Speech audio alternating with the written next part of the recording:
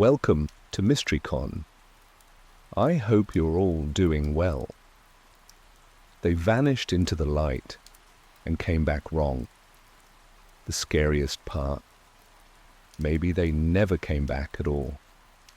Tonight, we're exploring true abduction and UFO encounters, the kind of stories that don't just haunt the people who lived them, but anyone who dares to listen. Before we dive in, be sure to like, subscribe, and turn on the bell so you never miss a drop of mystery. And if you've ever felt something off, something you couldn't explain, drop it in the comments. Your story might be more real than you think. Now, settle in, let's begin. They said it was too consistent to be real. Like truth had to be messy to count. But the truth was never the problem. The problem was what came after. My name is Travis Walton, and for most people, that's where the story ends. I was 22 when it happened, working logging contracts in the White Mountains of Arizona. November 75, cold air, pine needles and chainsaws. I remember the exact sound the truck made when it shut off that night, the way the forest fell still, like it was holding something in, then that light hit us. Blue-white, quiet but wrong. Like a spotlight, but thicker. I stepped toward it before I even realized I was moving. The others yelled, but my legs didn't listen. There was a hum in my chest, like a tuning fork had been struck somewhere inside me. Then heat. Then pain. Then nothing. When I woke, I was on the side of a highway near Haber, naked, dehydrated, starved, and missing 5 days of my life. I stumbled into a gas station, mumbling. They thought I was on something. When they realized who I was, they looked at me like I was already dead. By then, the whole town had been turned inside out. The guys I worked with, Mike, Alan, Dwayne, were being interrogated like murder suspects. And then I reappeared, and things got worse. Doctors, tests, lie detectors, I passed all of them. But the cleaner it looked, the more people pulled away. They said we rehearsed it, said we were actors. That was the beginning of the unraveling, not in me, around me. One by one, the crew fell apart. Steve stopped talking to reporters. Dwayne moved out of state. And Mike started drinking harder. Couldn't hold a job for long. I remember the first time he told me he heard the noise, the hum, outside his place late at night. Just a whisper of it. Then the phone calls started. Static at first. Then my voice, on the line, saying things I never said. That's when I knew. It wasn't just about what happened that night. It was about making sure no one believed it ever had. After the call started, I stopped using the landline, switched to a prepaid cell, kept it off unless I needed it. But the interference followed. Radios cut out when I drove past certain mile markers. My television would flash to black for a second, then return, like nothing had happened.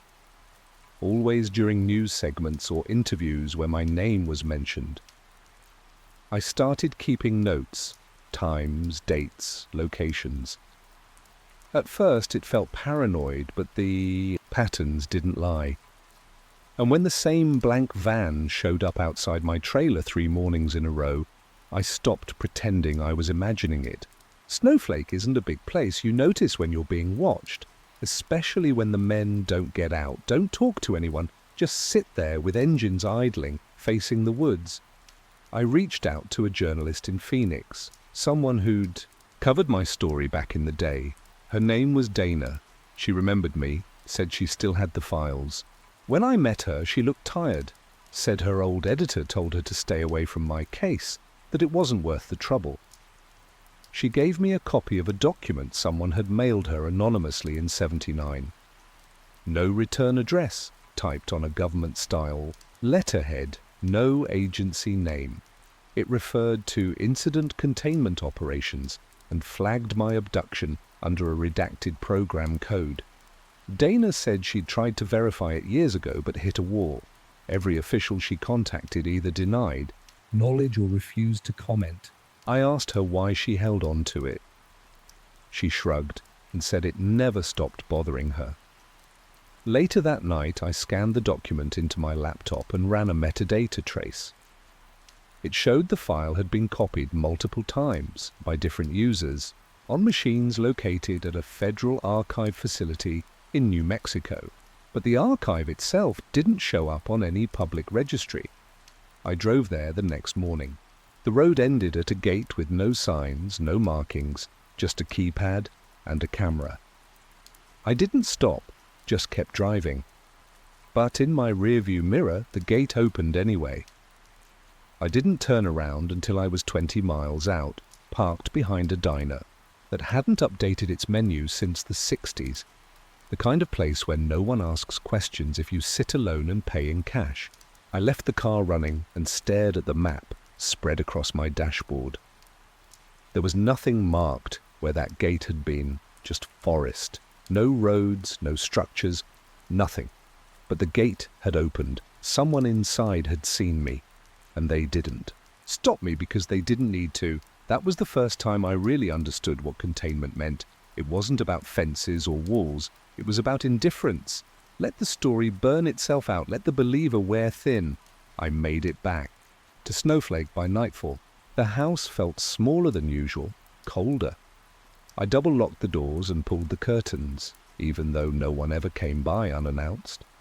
That night, I dug out the old hard drive I'd kept since the early 2000s, back when I'd tried building my own site to catalogue everything.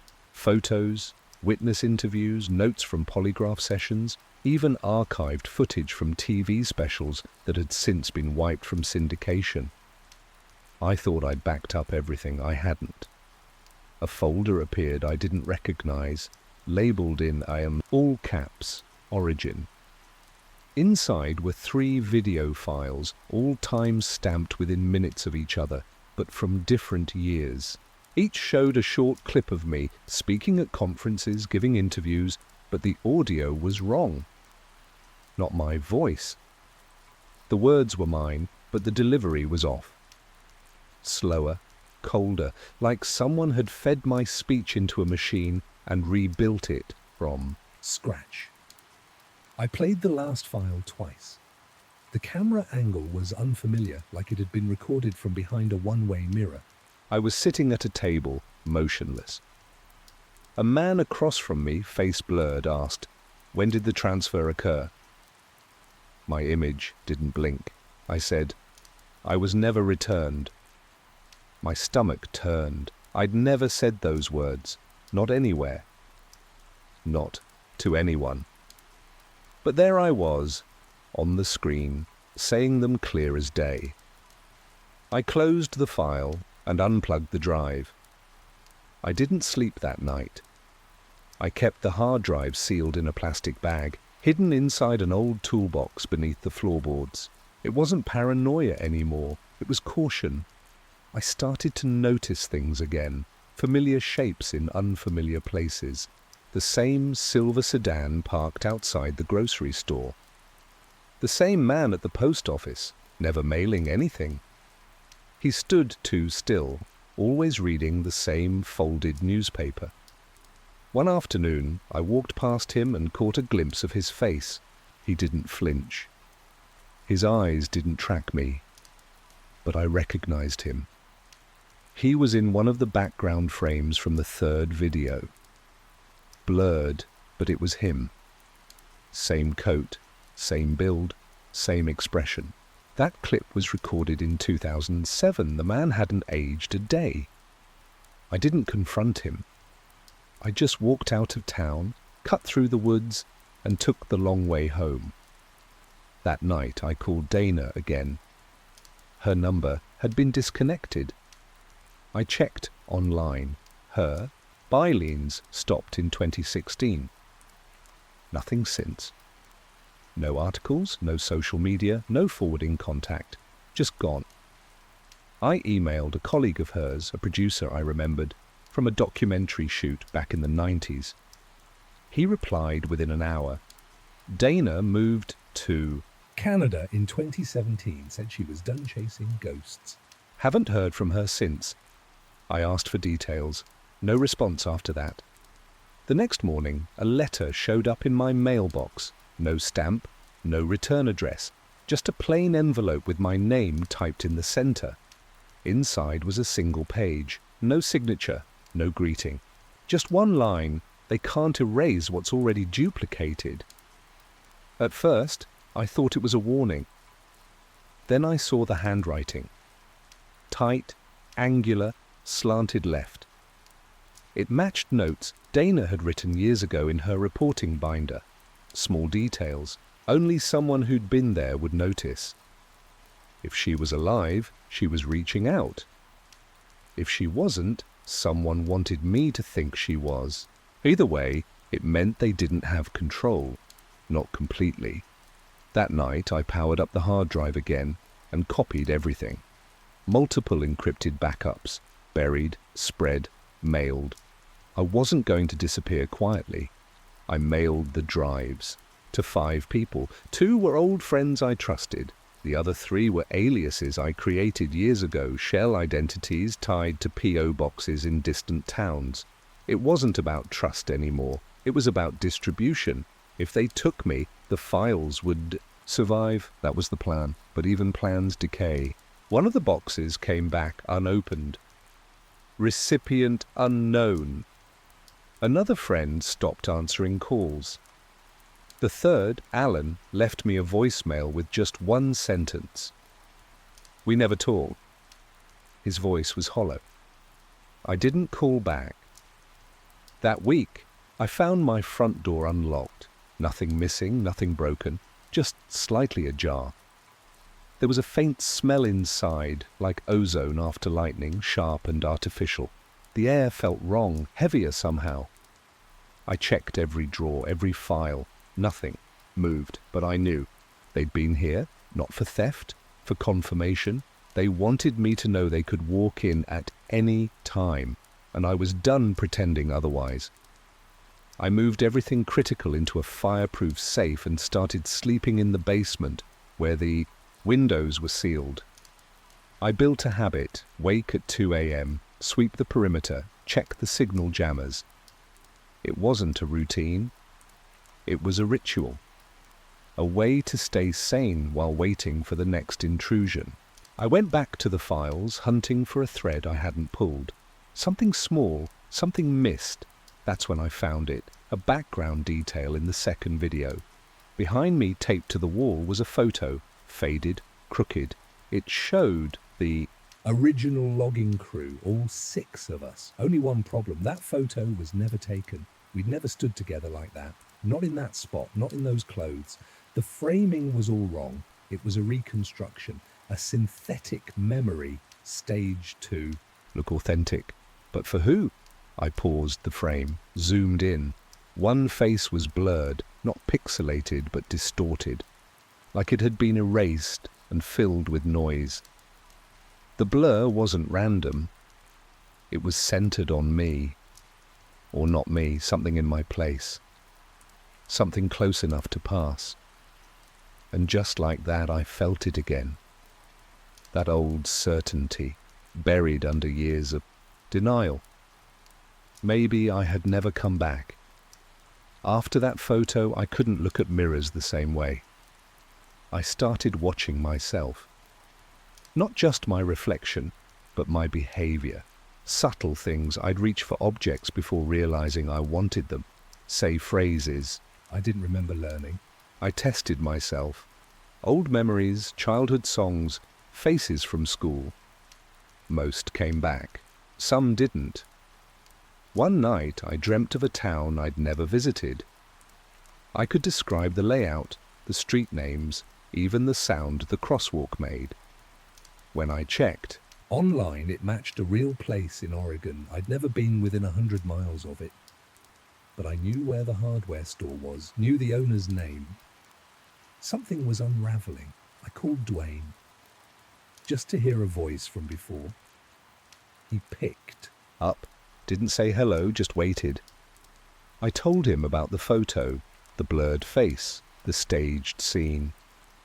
There was a long pause. Then he said, "You ever feel like you're watching yourself live someone else's life?" I didn't answer. He hung up. That was the last time we spoke.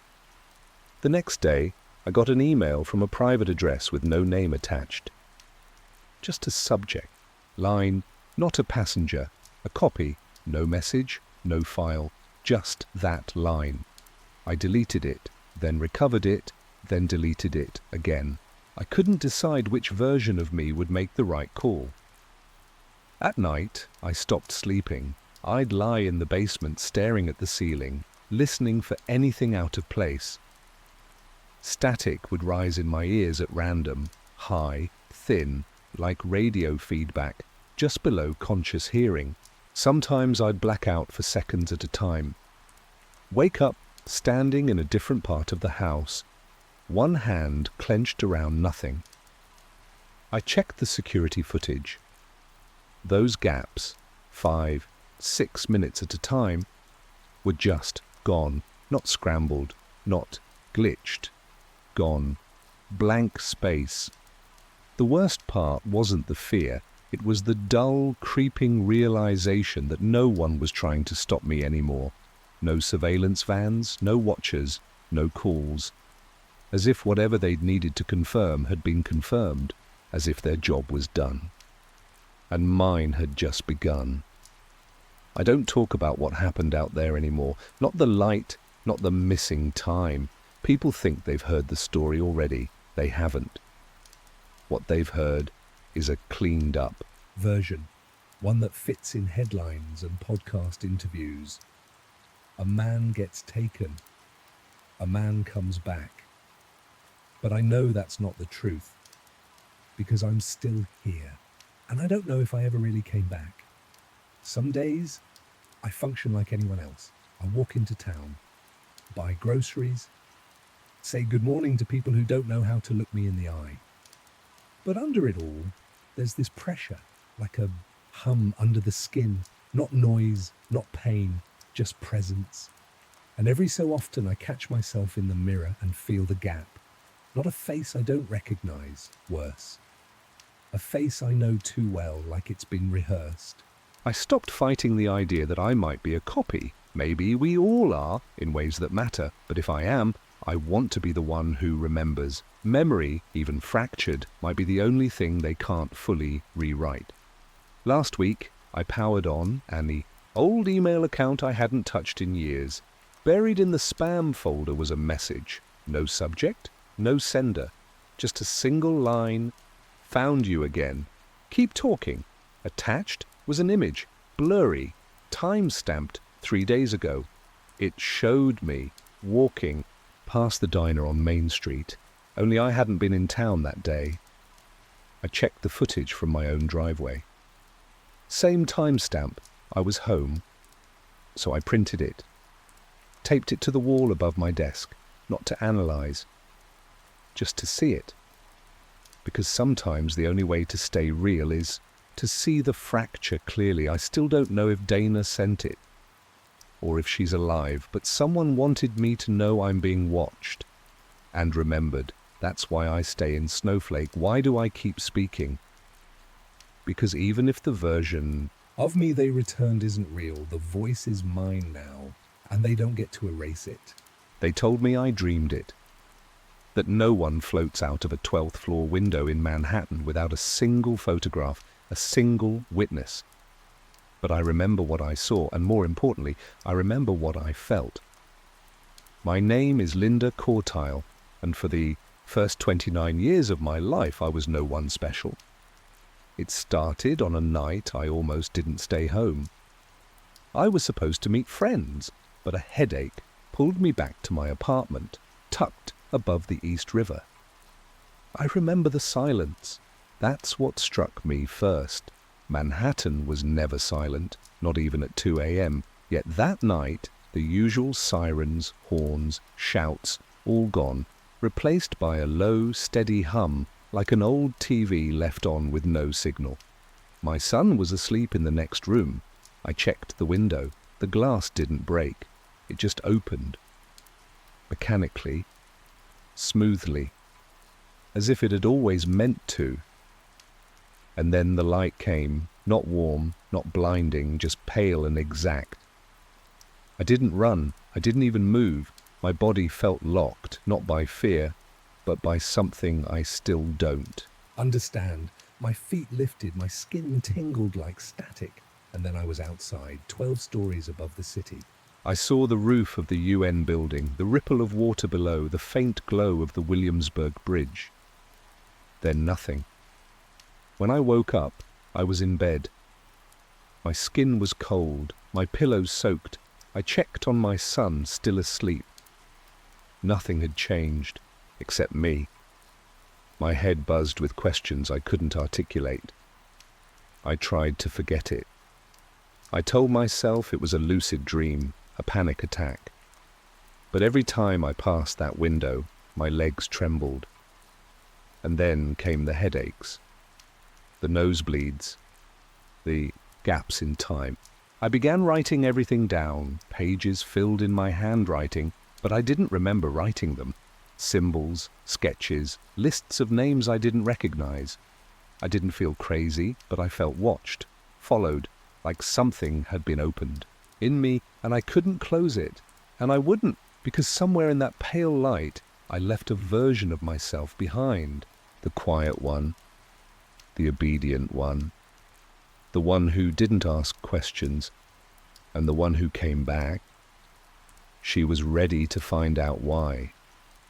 I didn't go to Bud right away. I kept quiet for weeks, hoping the feeling would fade. It didn't. I tried to live. Normally, take my son to school, answer phones at the office, smile when I was supposed to.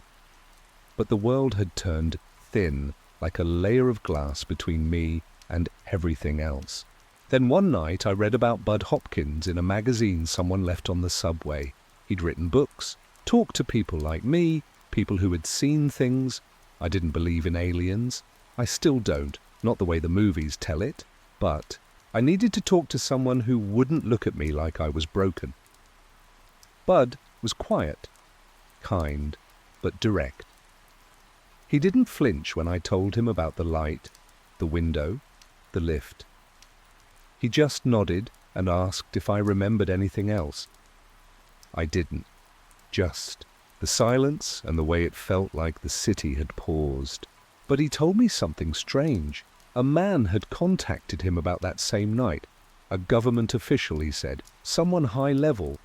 The man claimed he'd seen a woman lifted out of a window by a light, right there in Manhattan, near the UN building.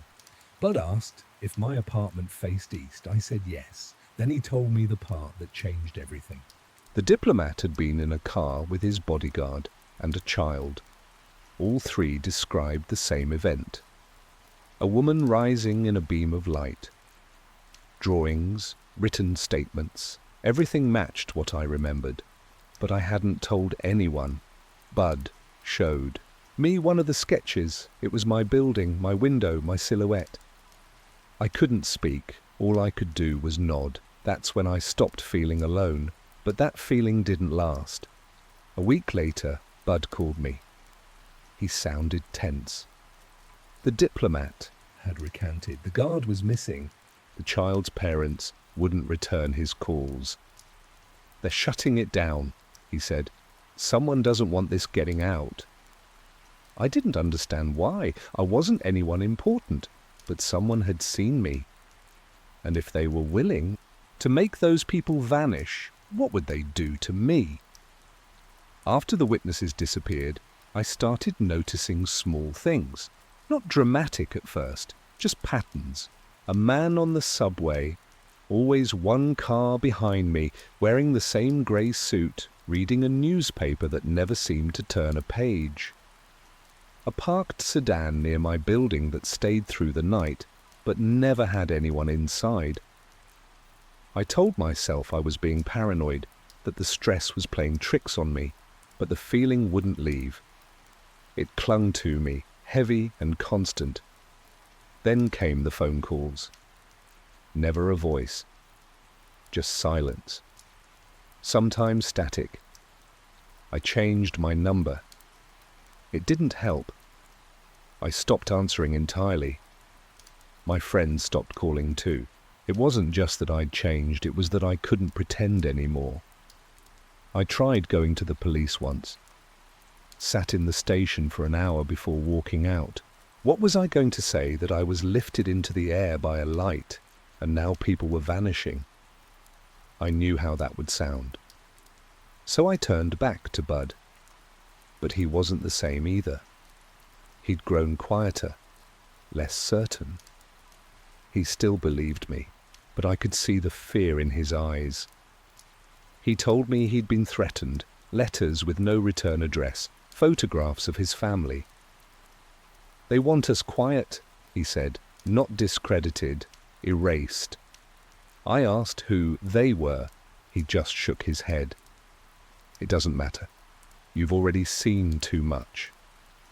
One morning, I left for work and found a note tucked under my wiper blade. No envelope.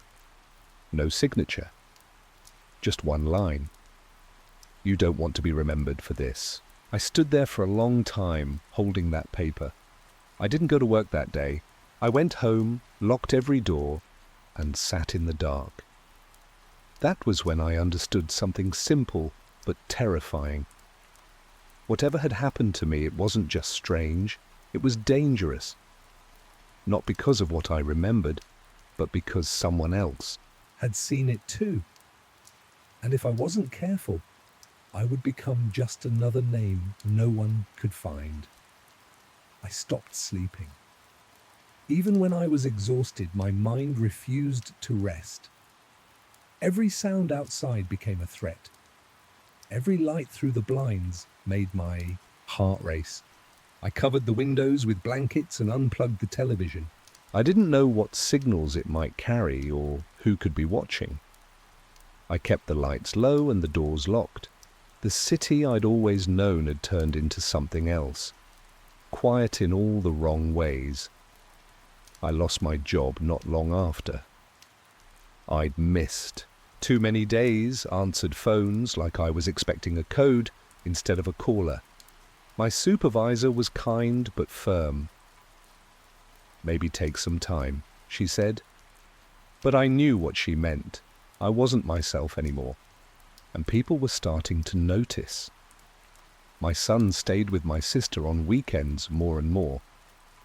I told her it was for his safety, which was true, but I didn't say from what. I didn't know how to explain what I couldn't prove. The silence continued. Bud kept calling, but even he sounded unsure now. His tone had changed. Less belief, more caution. I asked if he still thought I was credible. He paused before saying, "Of course." But the pause said everything. I felt like I was slipping. I started recording everything, every noise, every phone call. I kept notebooks hidden around the apartment, lists, drawings, names I thought I might forget. Sometimes I found pages filled with handwriting I didn't remember producing. They weren't in my style. Neater, tighter, like someone else had written them through my hand. One night, I woke up standing in the hallway, keys in hand, the door unlocked. I had no memory of getting out of bed. That's when I stopped trusting even my own actions. I reached out to a journalist Bud had once mentioned, someone who covered fringe reports with caution. She listened politely, but never called back. A week later, I saw her name mentioned in a local obituary. Unexpected complications. She was 35, healthy, no prior conditions. That's when I stopped reaching out. I realized it wasn't just about being believed anymore. It was about surviving long enough to not forget what happened. Time stopped feeling linear. Days blurred. I tracked them by the mail, the garbage trucks, and the way shadows moved across the floor. I kept to myself, rarely speaking unless necessary. But I never stopped watching. I began to notice things. not just in my life, but in others who had spoken out. I found old interviews, clips buried in public archives, people who'd described similar events, the light, the floating, the silence. Their stories were always dismissed quickly. The media would tear them apart, not with facts, but tone, smirks, dismissive headlines, expert panels calling them delusional. The pattern wasn't random. Those who stayed quiet were left alone. The ones who spoke publicly lost everything, their jobs, their reputations. Some disappeared entirely. At first, I thought this was just about discrediting claims. But over time, I saw it differently. It wasn't enough to make people doubt the story. They needed to make people doubt the storyteller. One by one, the most visible cases were erased or turned into cautionary tales of mental illness. And the strangest thing, each one had something small but consistent, a reference to a witness, someone else who saw it. The more public the sighting, the harder the push to bury it. That's when I realized my case wasn't unusual, it was threatening. Because I wasn't just a woman who claimed something happened. I had been seen by people with rank, with credibility. That's what they couldn't allow. It explained why Bud's confidence had cracked, why I was being watched, why the silence around me wasn't just abandonment, it was control. Isolation was the goal. Make me question myself. Make others keep their distance. The more alone I became, the easier I'd be to dismiss. But I didn't break. I wrote every detail again, this time not in panic, but with intent. I backed up the files, sent copies to addresses I memorized from old correspondence. I didn't know who would receive them, or if they'd believe me. But if they erased me, I wanted someone to wonder why. I didn't want truth anymore. I wanted trace. Something left behind that said, this happened. And they were afraid of it. Bud died in late autumn. I found out through a brief mention online, buried beneath unrelated headlines. No details. No cause. Just his name and the word remembered. I didn't cry. I didn't have room for grief. The moment I read it, I felt something heavier than sorrow, finality. Whatever he knew, whatever he had kept safe, was now at risk of vanishing. With him. I checked the P.O. box we used to exchange information. I hadn't opened it in months. Inside was a single envelope, no return address. My name written in his handwriting. The postmark was from 3 weeks earlier. He must have known. Inside was a typed page, no greeting, no sign-off, just facts. He said he'd been contacted again by someone from the original group, a former aide to the diplomat who witnessed my abduction. The aide had left the country years ago, lived quietly under a different name, but recently he reached out to Bud, said he was ready to confirm everything. Bud never met him in person. Their contact was brief and encrypted. The aide warned him that surveillance had picked up again, that the files from that night, photos, testimony, car logs, had not been destroyed. They'd been moved, hidden but not deleted. The system didn't erase truth, it buried it deep under layers of plausible denial. Bud believed the aide. He always knew there was more to the story, something bigger than both of us. In the letter, he urged me not to go quiet. He wrote, "They erase stories by erasing people, so stay visible even when it's hard." Especially then. I read the page again and again. It felt like a final push, a reminder that I hadn't imagined all of this, that I wasn't insane, that someone else out there remembered. But with Bud gone, I was now the only person left. Tied to all of it, by name. I knew what that meant. The last shield was gone. If they came for me now, no one would ask questions. Which is why I started preparing for something I hoped I'd never need. Evidence, not for the public, but for the aftermath. For whoever came looking, even if it was years too late. In the end, I stopped running. Not because I felt safe, but because I knew escape was no longer the goal. Silence had its cost, but so did fear. I lived too long on the edge of both. So I made a choice. I printed everything. Photographs of the sketches, scans of Bud's letter, maps of the night it happened.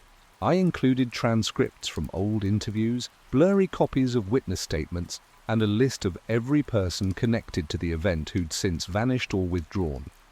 I assembled it like a case file, not to convince the public, but to leave behind something coherent, something difficult to dismiss. I made 5 copies. Each went to a different address in a different state. One to an independent journalist I trusted but never met. One to a legal contact Bud once referenced. 2 went to archives that accept anonymous submissions. The last I buried inside a waterproof container beneath a tree I used to take my son to when he was small. If you're reading this, that's likely the one you found. I didn't write this to prove aliens exist. I don't know what I saw. I don't pretend to understand it. What I know is simpler. I was taken, I was returned, and I was seen. That last part is why they work so hard to erase it, because once something is seen by the wrong person, it becomes real in ways you can't undo. That's the truth they fear, not belief, but credibility. The idea that something could breach our world in public, be witnessed by those with power, and still be hidden through manipulation, shame, and silence. I'm not asking you to believe me. I'm asking you to notice the shape of things, how evidence disappears, how people vanish quietly, how truth becomes noise.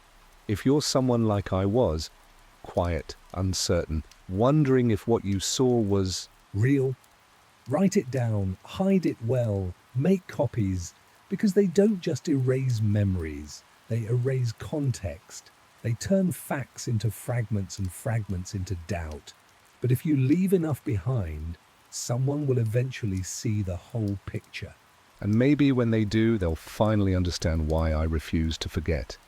They said nothing unusual ever happened at Gate C-17, but Marcus Ellison knew that wasn't true, not after that day. It was November the 7th, 2006. The sky over Chicago O'Hare hung low and grey, the kind of cold that settled in your teeth and made your hands feel like someone else's. Marcus had done this job for years, fueling planes, loading baggage, dodging jet blasts. But that day, something changed. He'd just finished checking the hydraulics on a 737 when he looked up and saw it. A disc, silent and hovering, motionless above Gate C-17. No lights, no sound. Just there, like it had always been. It didn't sway in the wind or flicker, like a balloon. It hung in defiance of everything he understood about gravity and weather. And then, like it was done being watched, it shot straight up, punching a perfect hole through the cloud cover. Gone. Just like that. A few other workers saw it too. No one said anything at first. You didn't make waves in a post-9/11 airport. You followed protocol. You kept your mouth shut. But later, in the break room, the whispers started. One of the guys said the tower was getting weird blips, radar anomalies that didn't match any flight plans. A United pilot, pale and twitchy, said his radio went dead for 20 seconds right as it happened. Marcus listened, said nothing. But something had begun to itch at the back of his mind. Not wonder, not awe, just a quiet, gnawing doubt. A few days later, an internal FAA memo surfaced. It called the sighting a weather phenomenon. Those were the words, just typed out plainly, like a stamp of finality. No follow-up, no investigation, no camera footage. No further inquiry is necessary.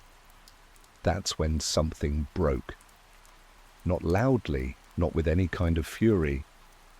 Just a shift in Marcus's eyes, the way a man looks at a machine that started lying to him. He went home that night, sat on his couch, and didn't turn the TV on. He just stared at the wall. Then he opened his laptop, pulled up flight logs, and started reading. He didn't know what he was looking for. He only knew something had been erased, and he needed to find what was left. My name's Carter Shaw. I didn't know Marcus then, but I know what happened to him because it's happening to all of us in pieces. Marcus started with the basics, time-stamped flight records from the day of the sighting. The FAA's public database showed nothing unusual at Gate C-17 that afternoon. But when he compared it to the airport's internal ramp logs, he noticed a discrepancy. One flight, a United 4472 to Charlotte, had been rerouted to a different gate after boarding was complete. No explanation, no delay notice, just moved without comment. He cross-checked maintenance reports, but the files were gone. Archived, apparently, but when he requested access through the employee system, the request bounced back with a file, not found error. That was the first time he felt it. Not fear exactly, more like pressure, something invisible pushing back. It made him pause, but not stop. He reached out to Lewis, another ramp agent who had been there that day. They met in the parking lot after a late shift, sitting in Marcus's car, windows fogging up in the cold. "You remember it, don't you?" Marcus asked. Lewis didn't answer at first. He just stared ahead, jaw tense. Finally, he nodded. "I saw it. We all did." He said it quietly, like he was afraid the car might be listening. "But it's gone now. The footage, the logs." Even the gate assignment sheets, like they wiped the whole thing. Lewis reached into his coat pocket and pulled out a folded piece of paper. It was a printout from a tower controller, a snippet of a radar screenshot showing a blank spot. No transponder, just a hole where the object should have been. This was saved to a personal USB. The guy who took it doesn't work here anymore, moved away, no forwarding address. Marcus took the paper and stared at it. The spot wasn't just blank. It was darker than the surrounding screen, like signal data had been actively overwritten. He thanked Lewis but didn't sleep that night. The next morning, his employee badge didn't work. No access to the gate. His schedule vanished from the system. HR claimed it was a system error, said they'd fix it. But Marcus knew what was happening. He wasn't being fired. He was being unlinked, erased in slow motion, and someone was watching the process begin. Marcus spent the next week moving through his life like a ghost. His badge was reactivated, but access was restricted. No more assignments near Gate C-17, no overtime, no overnight shifts. Every request he submitted was delayed or denied without explanation. His supervisor, usually talkative, now avoided eye contact. The other ramp agents stopped mentioning the sighting. When he asked direct, they shrugged or laughed it off, as if it were a shared joke they no longer understood. He felt the gap widening between what he knew and what the world allowed him to say. At home, Marcus began collecting evidence. He printed weather charts from that day, pulled archived aviation forecasts, and compared them to cloud cover images from Nome satellites. The cloud layer above O'Hare was solid, uniform, and undisturbed, except for one strange frame at 1:17 p.m. A circular break, sharp-edged and perfectly centered above sea concourse, like something had passed through with surgical precision.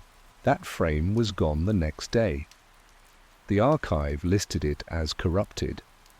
He tried to pull security footage from the gate's camera feed. The timestamp for the event showed static, followed by a full hour of blank footage. But it wasn't missing. The file size was unchanged. It had simply been overwritten with nothing. That kind of tampering required admin-level access. Marcus didn't have that. Someone else did. The call started after that, no caller ID, just silence for several seconds, followed by a calm voice. "Mr. Ellison, you're in violation of your NDA. Continued access of restricted material may result in disciplinary action." The line would go dead before he could respond. It happened 3 times in 4 days.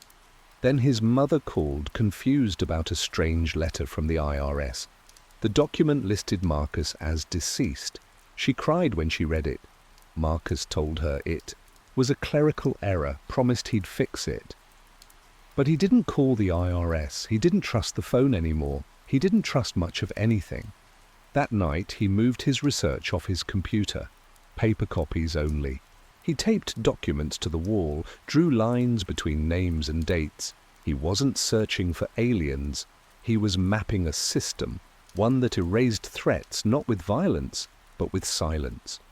Marcus stopped sleeping. The calls kept coming, always, brief and emotionless, as if generated by a machine. He disconnected his home phone and bought a prepaid burner. Even that didn't stop them. Sometimes he'd hear a soft click before the line went dead. Other times, no sound at all, just the sensation that someone was listening. He stopped checking email when his inbox began returning errors.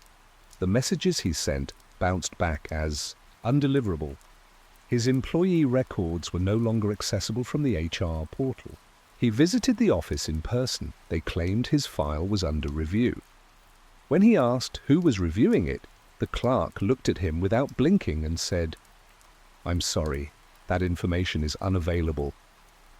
It wasn't anger Marcus felt. It was erasure spreading like frost through his life.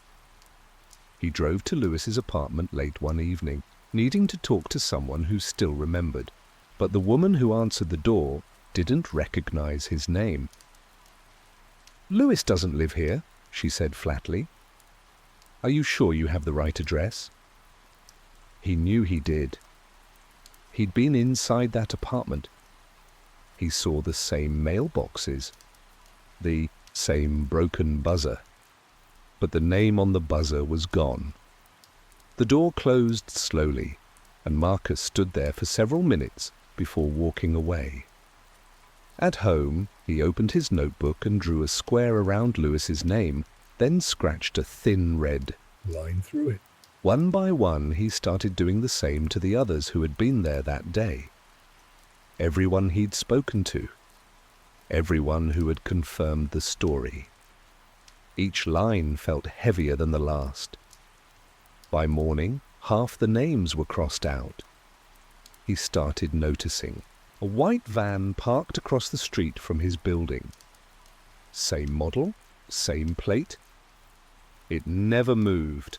Once he walked by it and caught the reflection of a lens behind the tinted glass. He didn't stop. He didn't wave. He just kept walking. He began narrating everything aloud inside his apartment, as if someone was recording. Not because he expected to be heard, but because he feared being forgotten. His story was still his, and as long as he could say it out loud, it hadn't yet been taken. Marcus started mailing copies of his research to people he trusted, or thought he did. A former co-worker, a local journalist he once spoke to at a union meeting, an old friend from his Air Force days. He sent packages through different post offices under different names. He used cash, avoided return addresses, and staggered the mailings across several days. But none of them replied. A week later, he checked in person. The co-worker had left town with no notice. The journalist's office was closed indefinitely, a sign in the window citing technical renovations. The friend's number went straight to voicemail, and the message had been replaced with a generic tone. Marcus began scanning his walls, his maps, his lines of connection, names, dates, documents, all began to curl at the edges. Tacks popped loose, paper slid down slowly, as if gravity itself was eroding his timeline. He sat in the dark one night, staring at the wall, wondering if he was wrong. If the silence wasn't part of the conspiracy but the result of nothing at all. Maybe there had been no disc. Maybe there was no cover-up. Maybe his mind had cracked from routine, from cold, from loneliness. But then he remembered the sky, the clean circle in the clouds, the sound it didn't make, the look on Lewis's face. That wasn't imagination. That wasn't decay. That was real. He turned the lights back on and pulled the papers from the floor, flattening them carefully. He pinned them back up, slower this time. Deliberate. He reprinted what had faded. He redrew what had blurred. And then at the bottom of one page, a small line he hadn't noticed before, a time code from a radar log buried in metadata. A glitch, barely visible, time-stamped 2 seconds after the disk vanished. It wasn't part of the radar feed. It was a data packet, tagged from a private network inside FAA systems. He cross-checked the IP. It wasn't FAA. It wasn't United. It belonged to a private contractor. He'd never heard of the name. But the server was registered out of Virginia. That's when Marcus stopped searching for witnesses. He wasn't looking for people anymore. He was looking for infrastructure, something hidden, not erased, but paid for. The company was listed as Vertex Analytics, a defense subcontractor with no public-facing website and a street address tied to a warehouse in Reston, Virginia.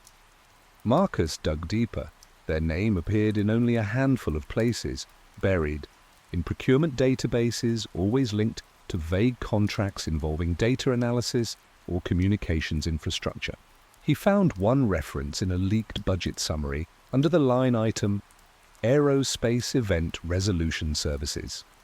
The term meant nothing on its face, but paired with the radar anomaly from O'Hare, it felt too specific to ignore. He printed everything and added it to his growing file. He mapped their other known locations, 2 in Texas, 1 in Utah, and another at a research park near Langley. Each one sat close to a major airport or military base. Marcus marked them all, tracing lines between each site. The pattern wasn't geographical, it was logistical, like a network built to respond, not prevent. That night, he drove out of the city and found a quiet motel off the interstate. No cameras, no digital check-in. He paid in cash and kept the lights low. He spent the next 2 days scanning old FOIA requests, some granted, most heavily redacted. One file from 2004 included a partial email exchange referencing airspace, normalization protocols after an incident at ATL. The file didn't say what the incident was, only that cleanup was initiated through Vertex response teams. He started to understand. It wasn't about what the object was, it was about how systems responded. The real machinery wasn't alien. It was administrative, policy, silence, redirection. Every agency, every vendor playing a small role in a larger structure no one fully owned. Marcus realized the object over Gate C-17 might have been an accident, a variable that slipped through.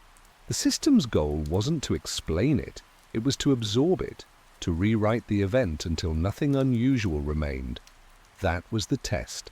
Not how many people saw it, but how few would remember. Marcus looked over his notes, every printout, every trace of the disk. He knew they would come soon, not to stop him, but to finish what had already started.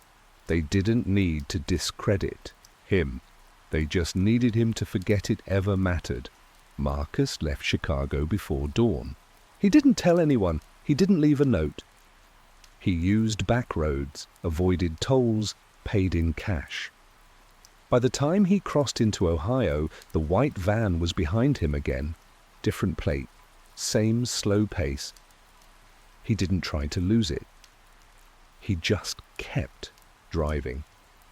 At a truck stop outside Columbus, he parked near the back lot and walked into the diner with a duffel bag slung over his shoulder. Inside, the booths were half full. No uniforms, no badges, just people eating eggs and toast. He sat at the counter and ordered coffee. When the waitress turned away, he pulled a folded flyer from his bag, a ham radio meetup in West Virginia, listed under a false name. He circled the location and slid it back into the bag. That was his next stop. A place with no routers, no cell towers, just signals, analog ones. That night, up in the hills, Marcus found a retired operator, known only by his call sign, Echo 2. The man didn't ask questions. He just handed Marcus a headset and cleared a frequency. The static hissed in his ear as Marcus tuned the dial, searching for patterns. He didn't expect voices, he expected noise. But somewhere in the middle band a signal repeated. A series of short, structured tones, too clean to be natural, too steady to be random. He played it back, ran it through a filter, and overlaid it with the radar glitch from O'Hare. They matched. Not perfectly, but rhythmically. A call and a response. The same system, talking to itself. When he told Echo 2, the man didn't blink. "You're not the first to hear that," he said. But most people stop listening. Marcus didn't stop. He stayed 2 more nights, recording everything. He filled notebooks by hand, no electronics, no backups. When he finally left, he mailed 1 copy to a post office box registered under Carter Shaw. I received it in fragments, weeks apart, like pieces of someone else's dream. I never met Marcus Ellison, but I know what he saw. And if you're hearing this, it means they didn't find it all. The disc was never the threat. The threat was the silence that followed it, and how close we all came to calling it normal. They told him the radar malfunctioned, but Alistair Rennick knew what he saw because it followed him at 38,000 feet. Alistair always said the Atlantic crossing at night was the purest kind of flying. No traffic, no chatter, just the hum of engines and the hush of sky. On April 3rd, 1997, Flight 219 was cruising steady at 38,000 feet, 2 hours west of Shannon, when something appeared on the edge of his windscreen. It wasn't a strobe or a distant aircraft. It moved too precisely, too deliberately. At first, he thought it might be a NATO jet out of position, maybe testing new radar cloaking.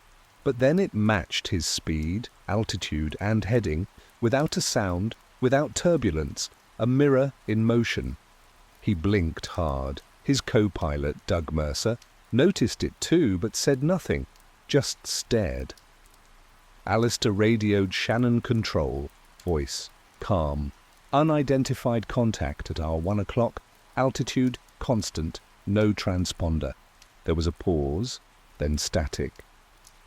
The operator came back garbled, unintelligible. Then the channel died. Nothing. A cockpit recording would have caught all of it, but that's not what they'd tell him later. I wasn't on that flight, but I spent months chasing what he couldn't leave behind. Name's David Ingram, aviation intelligence, retired. The object held position for over 4 minutes. It drifted closer, smooth as if it weren't flying but observing. Its shape became clear in the glow of the moonless sky, a perfect disk, gunmetal silver, rotating slightly like a slow iris. Alistair felt something shift in his gut. Not fear exactly, but a kind of mental recoil. He should have taken a photo, said something to Mercer. But he didn't. Training and instinct told him to focus on the aircraft, keep course, record, observe, ignore. By the time they were over Newfoundland airspace, the object was gone. No deviation logged, no signal recorded. They landed at JFK without issue, but before they could disembark, ground crew redirected them to a secure bay. Alistair noticed the uniformed port agents were replaced by 3 plainclothes men, civilian suits, government posture. They didn't identify themselves, didn't ask questions, just took the cockpit audio. File corruption, they called it. Doug was silent through debrief. 48 hours later, he was reassigned to domestic routes without notice. That night, in a hotel room overlooking the Hudson, Alistair began to replay the flight in his head. And for the first time in 20 years, he started to doubt what he trusted most, his own instruments. Alistair didn't sleep that night. He sat by the window, staring past the glass into a sky that no longer felt empty. He wasn't scared, not yet. But something had shifted. In the morning, he made a quiet call to a contact he'd helped once. With a weather systems routing error, Michael Corbin, a radar technician at Shannon Control. They hadn't spoken in over a year. When Michael picked up, Alistair kept his voice calm and casual, asking if anything unusual had shown up on the radar logs from April 3rd, just past 0200 UTC. There was a pause, then a sharp intake of breath. "I'll call you back," Michael said. He didn't. But later that night, Alistair received an unmarked envelope slipped under his hotel room door. Inside was a single printed radar return log and a note in shaky handwriting. Triangulated at 3 stations, held formation. Then, gone, instantaneous. I shouldn't be giving you this. The log showed 3 synchronized radar returns moving west at commercial cruising altitude. Identical speed, identical altitude. One of the signatures matched his flight path. The other 2 moved in perfect tandem for over 6 minutes, then vanished mid-frame. Alistair felt something cold settle in his chest. This wasn't malfunction. This was intelligent movement, coordinated, recorded. He called Michael again. This time, the line rang twice and dropped. The next morning, Alistair tried again. A woman answered. "Michael's not available. This number is no longer in service." Then silence. By midweek, Alistair's co-pilot had been transferred out of long-haul assignments. He didn't return Alistair's messages. At headquarters, no one acknowledged the debrief. His request to review the cockpit audio was denied with the explanation that the file had been corrupted during digital handoff. But Alistair had heard the static live. The comms had dropped mid-sentence. That didn't happen with modern aviation. Systems, redundancies were layered deep. A full systems failure would have triggered alarms, but nothing had. Everything else on the flight had operated normally. That was the moment when curiosity turned. The silence wasn't procedural. It was intentional. Not an oversight, but a response. The system wasn't correcting an error. It was controlling the story. And for the first time, Alistair felt like he wasn't part of the cockpit anymore. He was the subject of the recording. It was 10 days later when the knock came.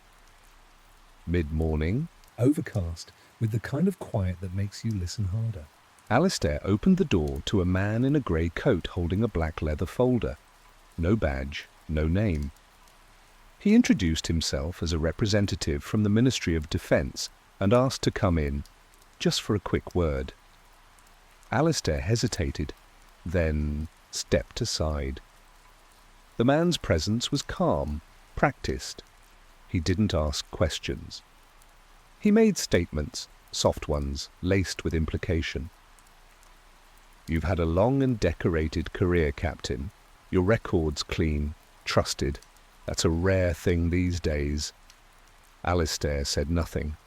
The man continued, "We all want the same thing, security, stability, and sometimes that means leaving questions unanswered for everyone's sake."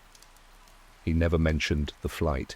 Never said the word UFO or anything close, but he left a printout on the kitchen table, a list of recent aviation retirements, medical discharges and internal reassignments, all tied to long-haul crews, all within the last 18 months. Alistair scanned the names. 2 were familiar. Men he'd flown with. One had retired early. The other had a breakdown mid-flight and never flew again. "We'd prefer not to see your name on a list like this," the man said, folding the folder shut. "You still have a future, Captain, and don't jeopardize it over a misunderstanding." When he left, Alistair sat in silence for a long time. It wasn't a threat. That was what made it worse. It was a warning disguised as guidance, polite, measured, final. He tried to reach Michael Corbin again. No answer. He called the main desk at Shannon and was told Michael no longer worked there. No forwarding contact. No reason given. That night, Alistair's mail arrived already opened. The seal on his medical clearance file from British Airways had been broken and resealed poorly. A small yellow tag had been added, "Monitor for stress response." That's when the paranoia began, not imagined, but verified, confirmed by subtle changes, doors left unlocked, static on the phone line. The sense that every interaction was being recorded not by machines, but by people instructed not to care.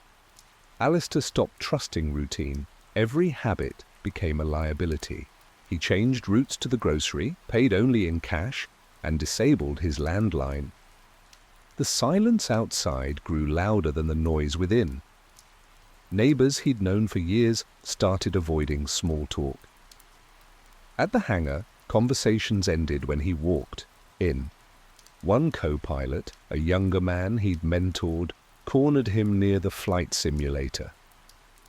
"You need to let it go," he said, voice low, "before someone reclassifies this as something it's not, like a breakdown or a delusion." The words were carefully chosen, delivered without expression. Alistair nodded but said nothing. The message was clear. If he kept pressing, they'd question his stability, not the system. He tried submitting an official incident report through internal aviation channels. It stalled at the second tier, technical review. Days passed with no updates. When he called to follow up, the woman on the other end politely informed him that the report had been misfiled and was no longer accessible. "These things happen," she said. "Paperwork gets lost." But it hadn't been paperwork.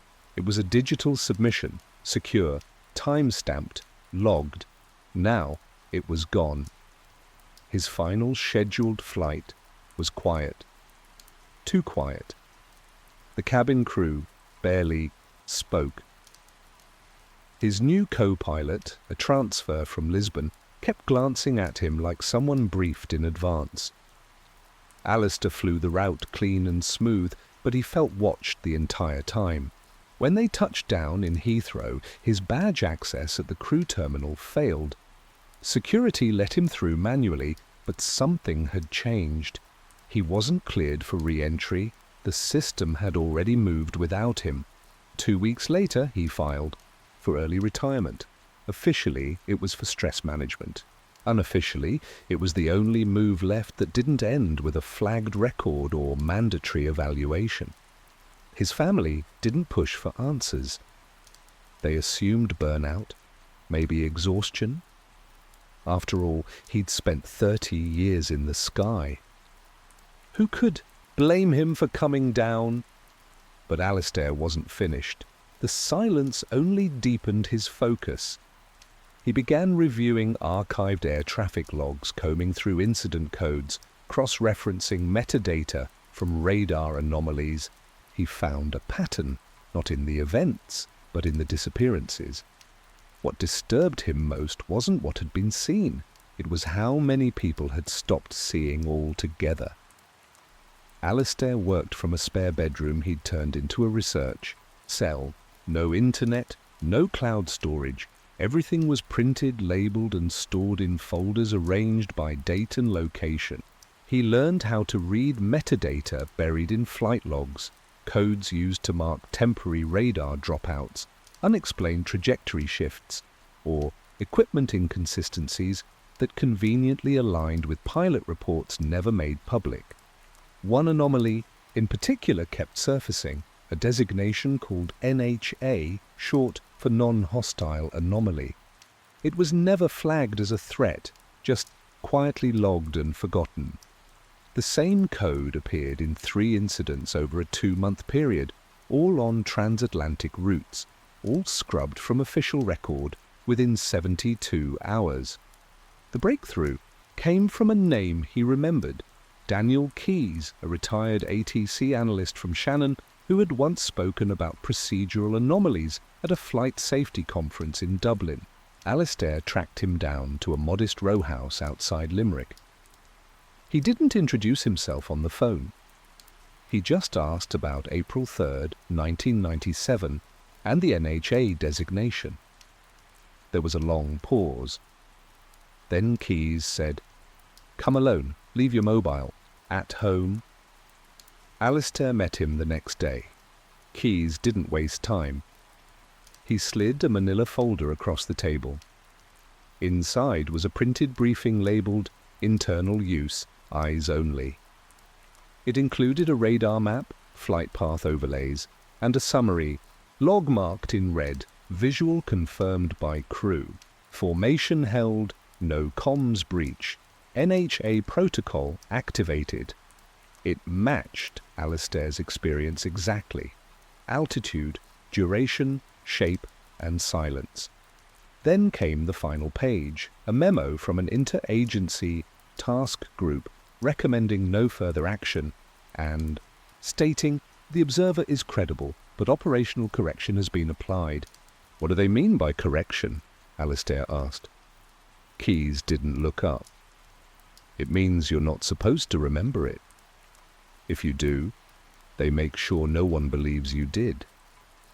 He said the leak had come through a contact in the technical archive who disappeared 2 weeks after sharing the file. No notice. No exit paperwork. His desk was cleared overnight. Alistair stared at the document, the black and white confirmation of what he had lived. It wasn't just a cover-up of what was seen. It was a rewrite of who had seen it. The correction wasn't technical, it was personal. Alistair didn't leave his flat for days after the meeting with Keyes.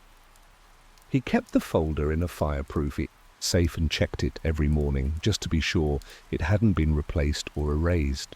Sleep came in broken cycles, each dream filled with fragments of sky and static. He began writing everything down, dates, names, phrases spoken by strangers who never gave credentials. He charted the silences, not the events, who stopped talking, who disappeared from records, who changed positions or left no trace at all. It wasn't a file that convinced him, it was the pattern of vanishing memory. A week later, his power went out without warning. The street still had light. Only his unit had gone dark. He stepped into the hall, but no one answered when he knocked. When the lights returned 3 hours later, nothing was missing, except one folder. The original flight log from April 3rd was gone. In its place was a blank manila envelope, sealed. No label, no markings. Inside was a single sheet of white paper with 7 words typed in plain font. Some records are removed to preserve clarity. He didn't call the police. He knew what this was. His reflection changed, not his face, but how people responded to it. Former colleagues looked through him. One pilot he'd trained with walked past him at the pub without recognition. "Wetsin," Alistair approached. The man apologized, said he'd mistaken him for someone else, then added, "Didn't you fly cargo?" Alistair had never flown cargo. It was a clean rewrite, subtle but surgical. A redirection of memory, not denial, replacement. The final fracture came when he logged into his pension portal and found no record of his last 3 years of international service.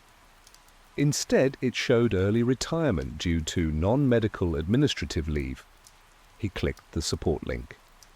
The page froze. Then a message appeared. This record is not accessible. From your location. That night, Alistair sat in the dark with the safe open, the contents spread across the floor. Not evidence, not proof. Just fragments of something no longer officially real. The system hadn't silenced him, it had rewritten him. And somehow, that was worse. Alistair no longer cared about being believed. The need for validation had eroded, replaced by a colder truth. What mattered wasn't proving what happened, but understanding why it had to be erased. He studied the fragments one last time, each document, each clipped message, each name that had quietly vanished from the system. They didn't point to secrecy. They pointed to maintenance, a process. The sightings weren't hidden. The observers were removed. He stopped calling old colleagues. Those who remembered gave vague, practiced answers. Best not to go further, they would say, their eyes shifting away. Memory wasn't taken, it was redirected. Personal history had become an editable field. Alistair saw it in the language people used to describe him, less certain, slightly off. Didn't he fly cargo? Wasn't he grounded for stress? Each correction was small but cumulative. And he understood now, that's how systems stay stable, not by hiding anomalies, by replacing them. It was raining when he burned the last of the physical files, not in fear, but in finality. He didn't need proof anymore. The pattern had spoken clearly. The craft at 38,000 feet hadn't been a glitch or a threat. It was an error in the script, a moment that wasn't meant to be recorded. The silence afterward wasn't denial, it was calibration. Before midnight he mailed a letter, no return, address. Inside, the NHA report, stripped of names and a short note. The object was real, so was the silence. This isn't about what we saw, but that we were erased from seeing. It went to an old journalist contact. It might be ignored, but now it existed outside the correction.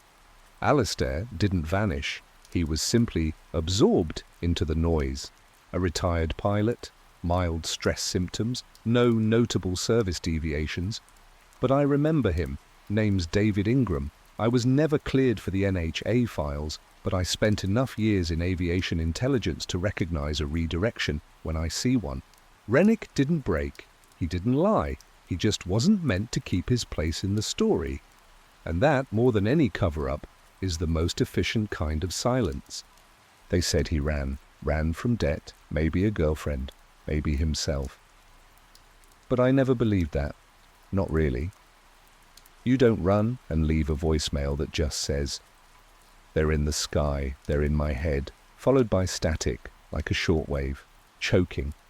That was the moment I stopped being a freelancer and started being a brother again. I came to Nome for closure, not a story. It was February when I landed, grey light on snowdrifts and silence like insulation. My rental camera fogged the first time I stepped outside. It didn't matter. I wasn't here to shoot beauty. I was here to find the gap. The lie. My name's Eric Matheson. I used to tell stories for a living. Now I just chase the ones no one once told. My brother Mark vanished in 1996. Voluntary disappearance, the file said, signed off by some underslept county clerk who never met him. My mum never questioned it. Grief made her trust the paperwork. I didn't. especially not after finding that tape tucked inside a shoebox of expired film. No return address, no label, just static, and his voice. My first stop was a bar with a name that tried too hard to sound local. I asked about the 2009 movie The Fourth Kind. One bartender didn't look up from her rag. Another spat, "They made us all look like meth heads and loons." But it wasn't the anger that struck me. It was the fear tucked behind it. I started pulling public records, but they didn't add up. Same phrasing in multiple missing persons reports. Same timestamp inconsistencies. One deputy let slip the FBI had been flying in monthly for training consults, but never trained anyone and always left with sealed boxes. No one ever saw the boxes again. I kept filming, just in case. Every interview, every frozen landscape, every crack in the official story. I told myself it was all for backup, but I was already on edge.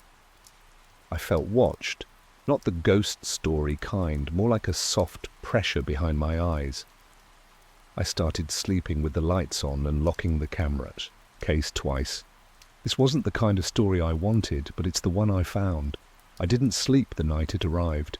Around 2:30 a.m. there was a soft knock I almost missed over the hum of the radiator. When I opened the door, no one was there, just an old VHS tape, no label, no case, left on the doormat like a message.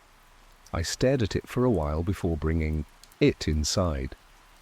The front desk hadn't seen anyone, and the exterior camera facing the lot had gone dark for 12 minutes that night, just long enough.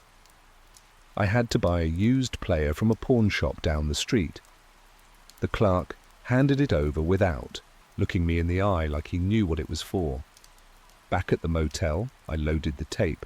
The footage was grainy and silent, time-stamped 2001, showing a clinic room, yellowed walls, steel-framed beds, and restraints. 3 patients, all blinking in perfect sync, all muttering the same phrase. They wear faces. The feed cut in and out, jumping to another room. A man sat against the wall, scribbling into a journal with shaking hands. He looked up suddenly as if he knew he was being watched and mouthed something I couldn't hear. When I rewound and played it again, I saw it clearer. Don't trust the birds. I copied the footage twice and stored each version on separate, encrypted drives, then drove to the library to email a few contacts. By the time I got back, the tape was gone. So was the backup hard drive I'd locked in the safe.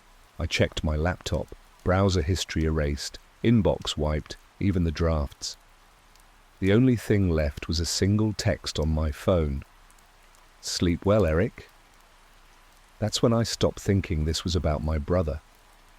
This was about containment. That tape wasn't proof. It was bait. I wasn't uncovering a conspiracy. I was walking into one. I moved hotels that night. No forward address. I powered off my phone and stopped using Wi-Fi. Still, every morning the same silver SUV sat outside the diner across from whatever room I found. Engine off. Windows tinted, always empty. Or maybe not. I stopped checking. I already knew the shape of what watched me. The first time I saw her, she was standing behind the laundromat, smoking a cigarette in the snow, like she'd been waiting for me. Her name was Dana, mid-60s, flannel jacket, sharp eyes. She didn't ask who I was, she just said, "You're looking for what doesn't want to be found." I followed her to a trailer parked outside town, surrounded by rusted fencing and overgrown brush. Inside, it was warm but cluttered. Papers stacked on every surface, walls covered in Polaroids. And old maps. "My son's disappeared in '84, she said, sitting across from me at a small metal table. No investigation, no press, just gone. She handed me a worn composition notebook. Inside were sketches, figures with wide black eyes, human mouths, stitched shut, and strange mechanical details, wires beneath skin, circuits behind the ears. Dana tapped a page near the back. He drew this the week before, said the owls were getting closer. I didn't ask what she meant. I didn't have to. The same owls had followed my brother. I told her about the tape, the SUV, the missing footage. She nodded like she already knew. They never take everyone, she said, just enough to test a threshold, to see how much they can erase before people stop noticing. I asked who they were. She just pointed at the ceiling. There, not up there, not really. They're in here. She tapped the side of her head. Sky's just where the story ends. It starts in your memory. Before I left, she gave me a second notebook, her husband's. He'd worked airport security, but his notes were filled with diagrams of satellites, not runways. One drawing showed a grid of Nome's street layout overlaid with identical symbols I'd seen etched on the clinic beds in the tape. She warned me not to scan it, not to upload it. It changes when it's watched, she said. That night, I didn't sleep. I kept the notebooks in my bag, unopened. Something about them felt alive. I tried uploading the photos to a drive. The files corrupted before they finished.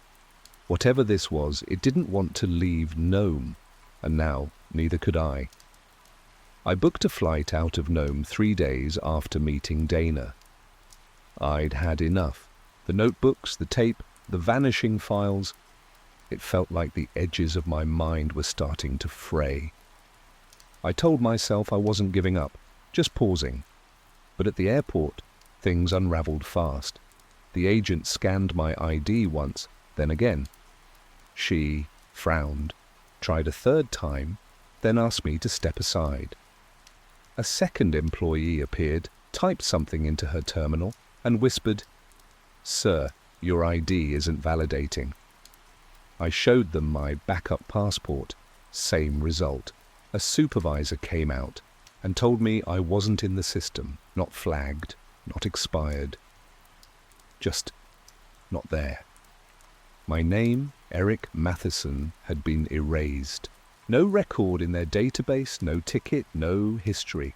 My phone wouldn't connect to the airline's app. My emails were gone. Every message, every file, blank. I left the airport without arguing. There was no point. I checked my name on a library, terminal downtown. Nothing came up. No social media, no university listings. Even the article I published last year on regional drone warfare, gone. I tried a database I used for freelance work. My login failed. When I clicked Forgot Password, the site told me the user didn't exist. I wasn't locked out. I'd been removed. I walked out into the cold with a sinking feeling in my chest. I wasn't being watched anymore. I was being rewritten. That night, I took Dana's advice. I didn't scan anything. I just sat with the notebooks, flipping through the pages by flashlight.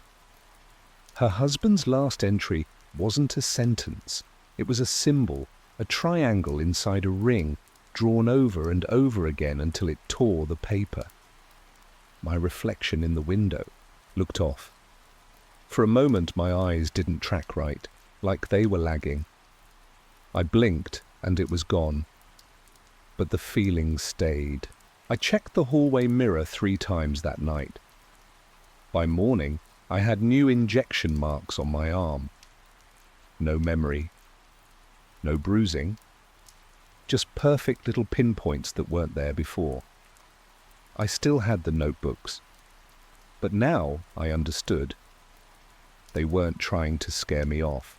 They were testing what I'd still believe about myself once the rest was gone.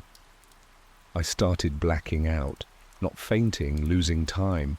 I'd wake up in strange places with no memory of how I got there. Once in a locked storage unit. Once in the boiler. Room beneath the school where my brother used to teach. No signs of struggle, no injuries. Just long stretches of silence I couldn't explain. I kept notes, time-stamped everything, tried to anchor my days. But the timeline never held. My handwriting started to change. I'd write something in the morning, and find it hours later in a different script, neater, tighter, not mine. The notebooks began filling themselves. Pages I hadn't touched now had diagrams, grids overlaying map coordinates and time codes, each more complex than the last. One set pointed to a weather station north of town. I drove out early, hoping to find real answers. The facility was abandoned, half buried in snow. Inside, the equipment was gutted, wires coiled like veins, but in the center room was something untouched, a metal chair bolted to the floor, straps at the wrists and ankles.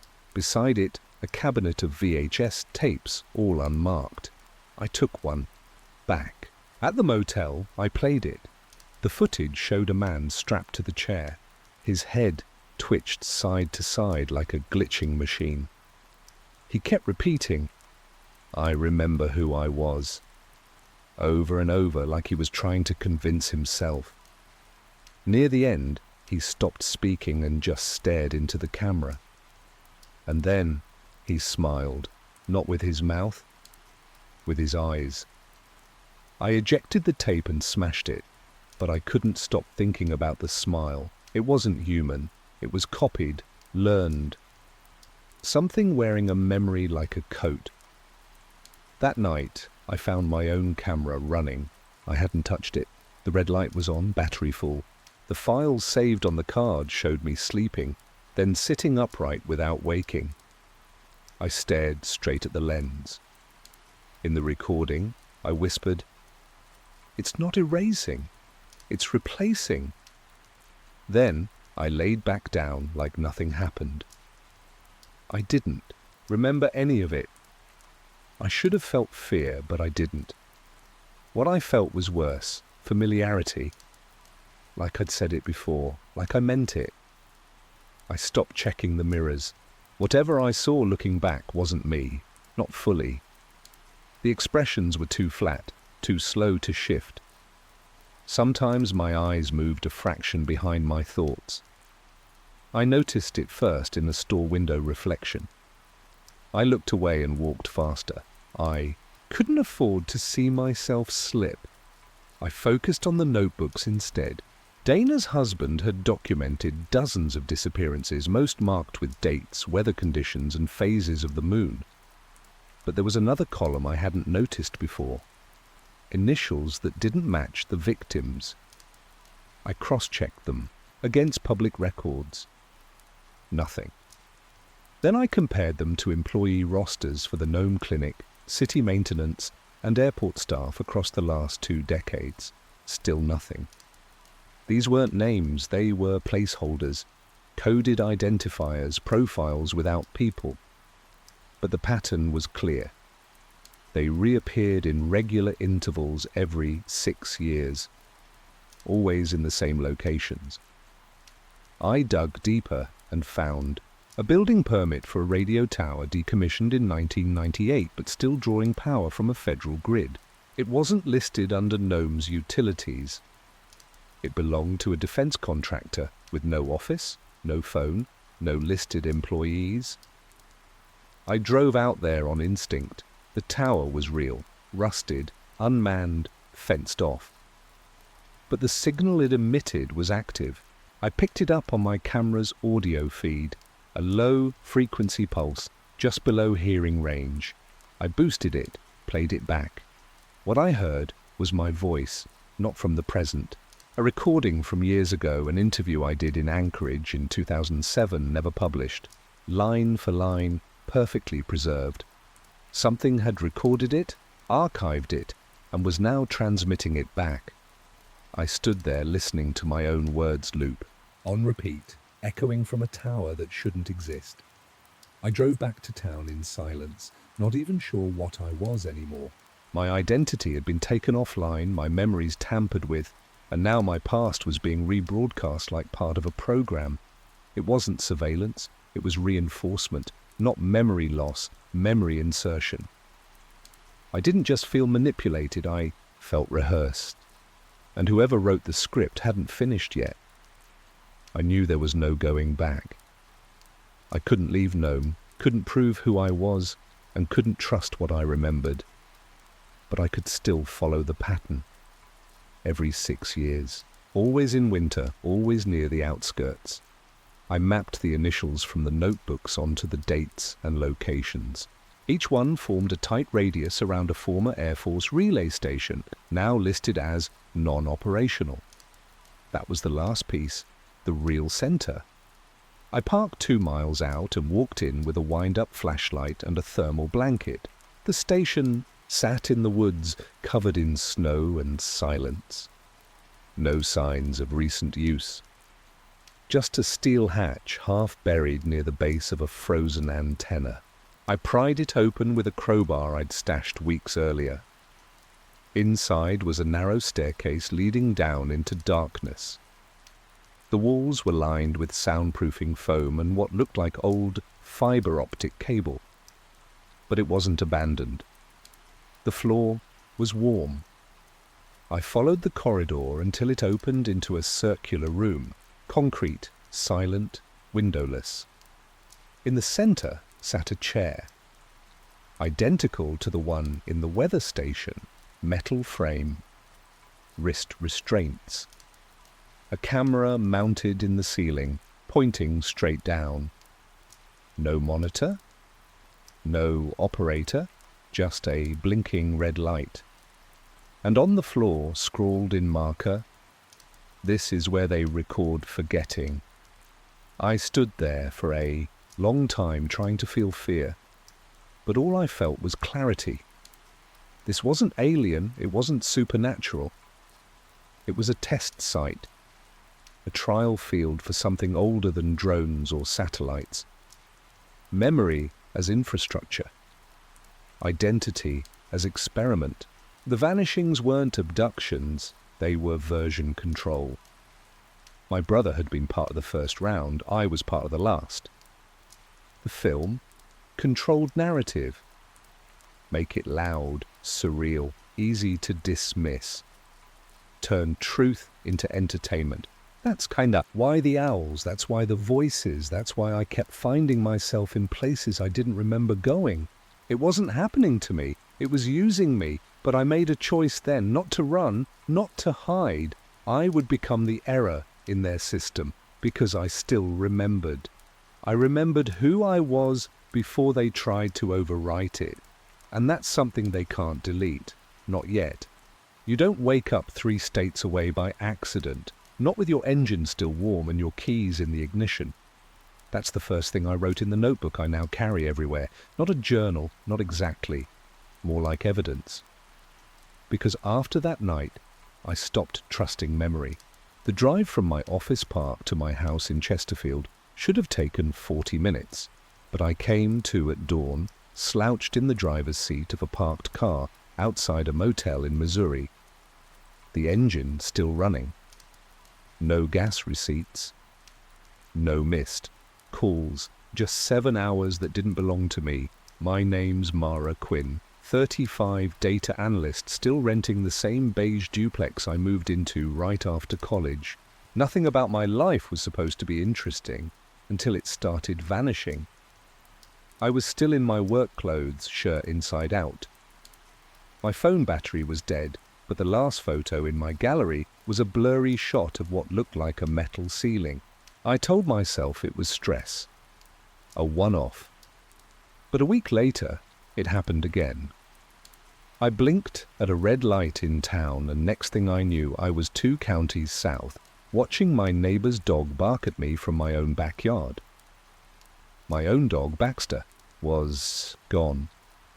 For 3 days. When he came back, he smelled like ozone and refused to come inside for a week. I didn't tell anyone. Not at first. You don't go around saying time is leaking unless you want to lose your job or your freedom. But it kept happening.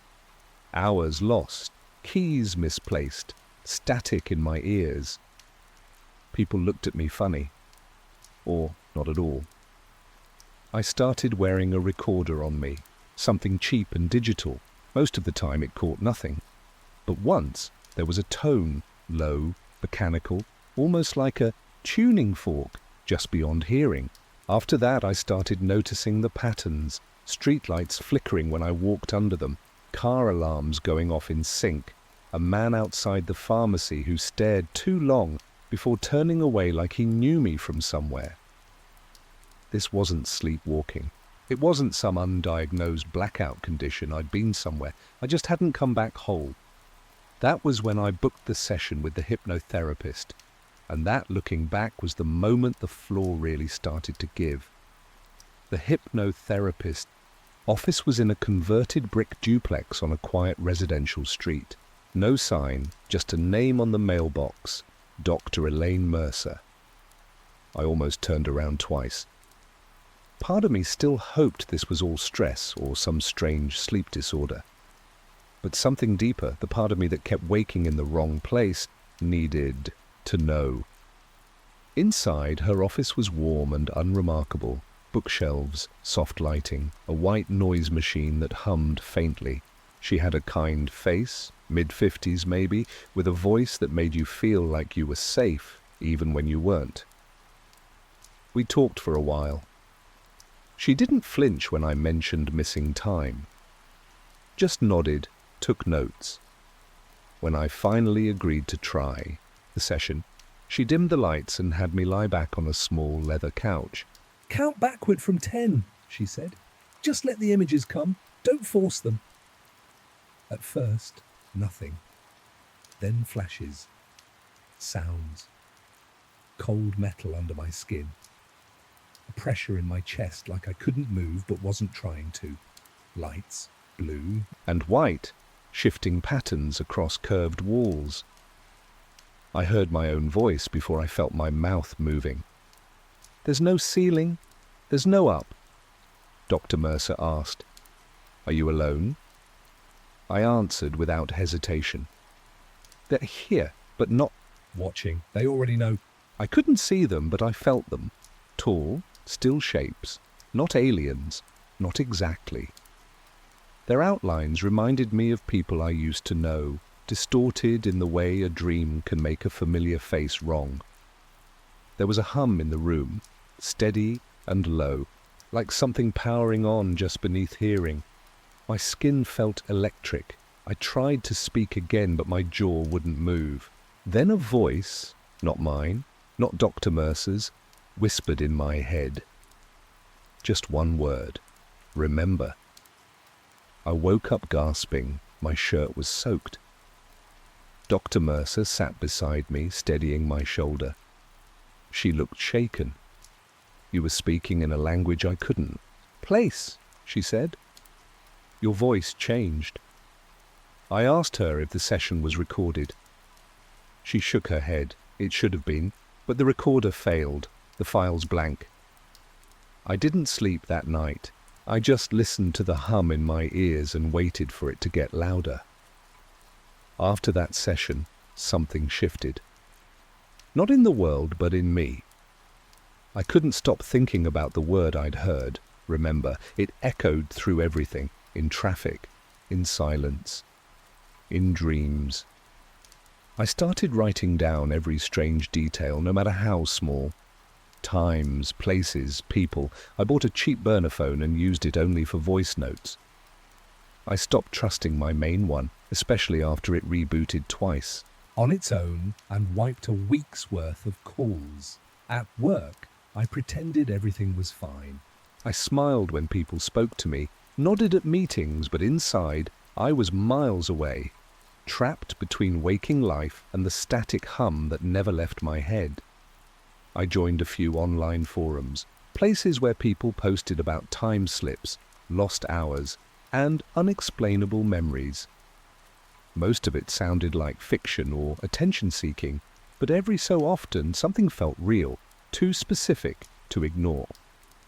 One user described waking up with their shoes on the wrong feet and a nosebleed that wouldn't clot. Another said their dog vanished for 2 days, then came back terrified of reflections. The more I read, the less alone I felt.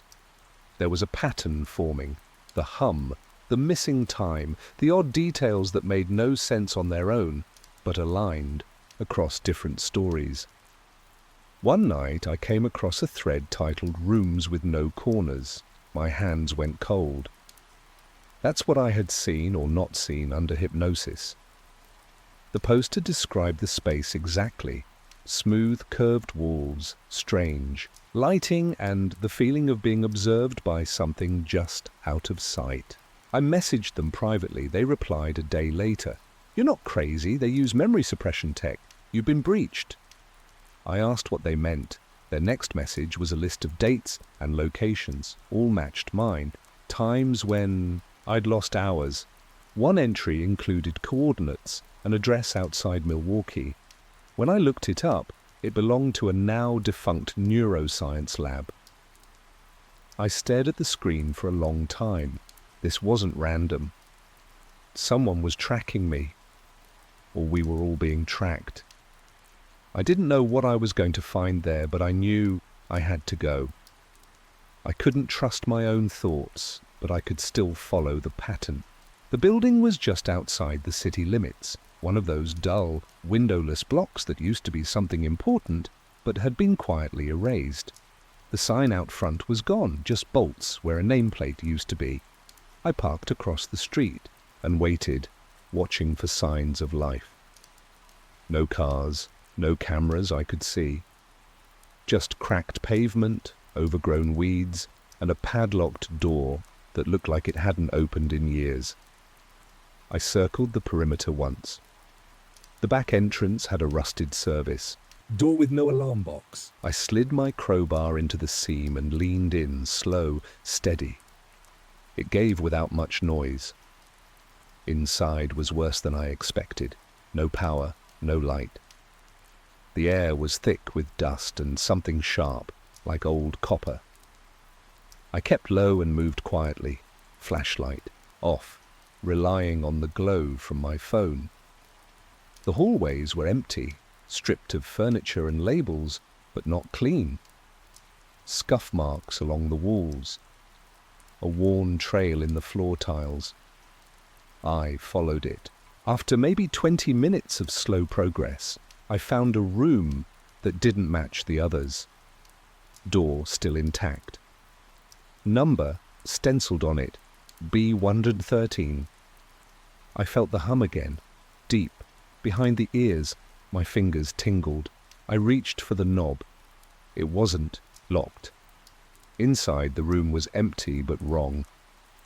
The walls weren't drywall or concrete. They were metal, curved at the corners, seamless. My light flicked once, then steadied. The hum grew louder. In the center of the room was a bin. Plastic. Medical labeled with a white tag. I stepped closer. Inside were clothes, dozens of sets folded, each with a date and time written on masking tape. One had my name. I didn't remember owning those clothes, but they were mine. Tucked beneath them was a small black tape recorder. I hit play. A big dial voice came through, shaky but clear. "Why do you keep taking me?" There was silence, then a reply in a voice I didn't recognize but somehow expected. Calm. Measured. "You volunteered. You just don't remember." I hit stop. My hands were shaking. I wasn't just being watched. I was part of this, willingly. And whatever they were doing, I had once agreed to let them in. I left the building before I could think too hard. Drove for hours without turning on the radio, just listening to the recorder in my pocket play that same message again and again. You volunteered. You just don't remember. It didn't make sense. I would never agree to something like this. But the voice was calm, not mocking, like it was explaining a routine procedure. Back home, I started pulling records. Medical files, email logs, anything I could find with my name on it. Most of it was clean, too clean. No hospital visits in the last 5 years, no prescriptions, no digital history beyond basic activity. It was like someone had vacuumed my life leaving only the parts that wouldn't raise suspicion. I reached out to a few people I trusted, or thought I did. Some didn't reply. Others claimed not to remember me at all. One co-worker, Diane, looked straight through me in the hallway and walked by without a word. She'd been in my apartment 6 months ago for dinner. I started testing myself, slipping notes under my mattress before bed, setting hidden cameras in my own home.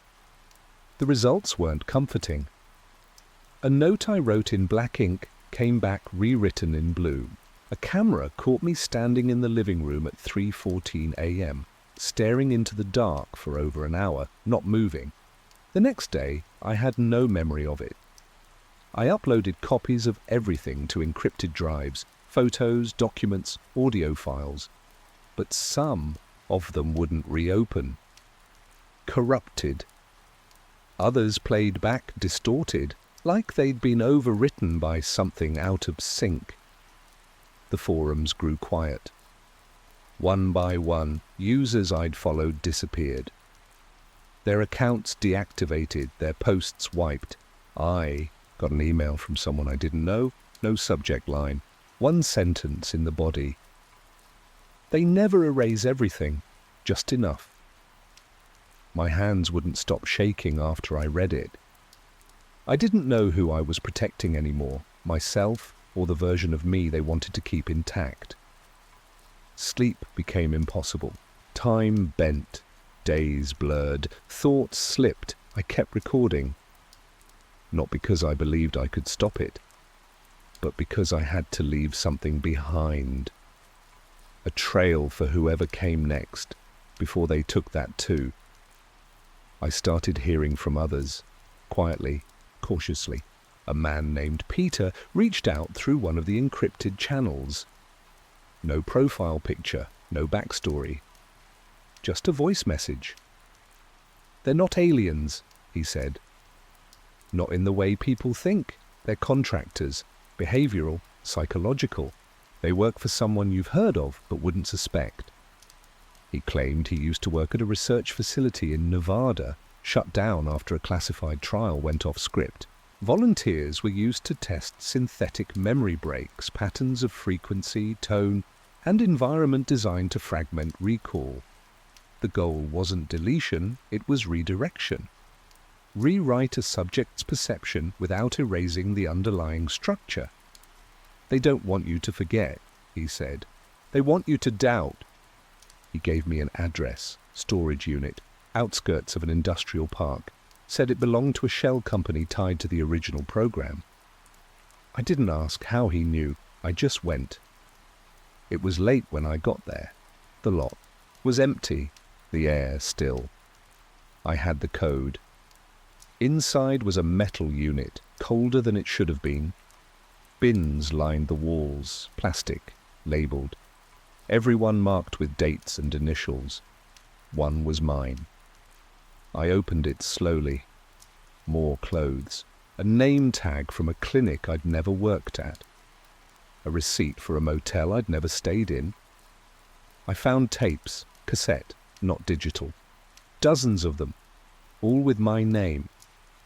I took one and played it on a portable recorder I brought. My voice. Younger, lighter, asking questions then screaming. A different voice answered, always calm. "This is your choice. This is your design." I kept listening. Each tape told the same story in a slightly different order, different scenarios, different scripts, but always the same outcome. I broke, down near the end of the last one. My voice whispered, barely audible, "Please stop." The reply chilled me. "You'll come back. You always do." I stayed in that unit until sunrise. Couldn't move, couldn't think. My whole life, every unexplained hour, every lost moment, wasn't random. It was rehearsed, controlled, documented. I wasn't a victim of something alien. I was evidence of something human. Something willing to rewrite people from the inside out and leave them asking if any of it had ever been real. I didn't go home after the storage unit. I couldn't. That version of my life, structured, stable, no longer fit. I checked into a roadside motel under a name I hadn't used in years, paid in cash, kept the curtains closed. For 3 days I organized everything I had, photos of the bins, transcribed dialogue from the tapes, lists of timestamps I no longer remembered. Living through. My own handwriting appeared in notebooks I didn't recall buying, half-finished thoughts in codes I didn't recognize. But beneath the mess was a pattern, a loop, the same events rewritten, each version of me rediscovering the truth, then slipping away in a slightly different way. I wasn't just being watched, I was being revised. I duplicated the evidence onto 3 encrypted drives. One went to a freelance journalist I used to know, another to a dead drop server overseas, the third to a contact from the forum who hadn't disappeared yet. I didn't wait for replies, that wasn't the point. I wasn't trying to win, I just needed the record to outlive me. If they came again, I wanted something left behind they couldn't completely erase.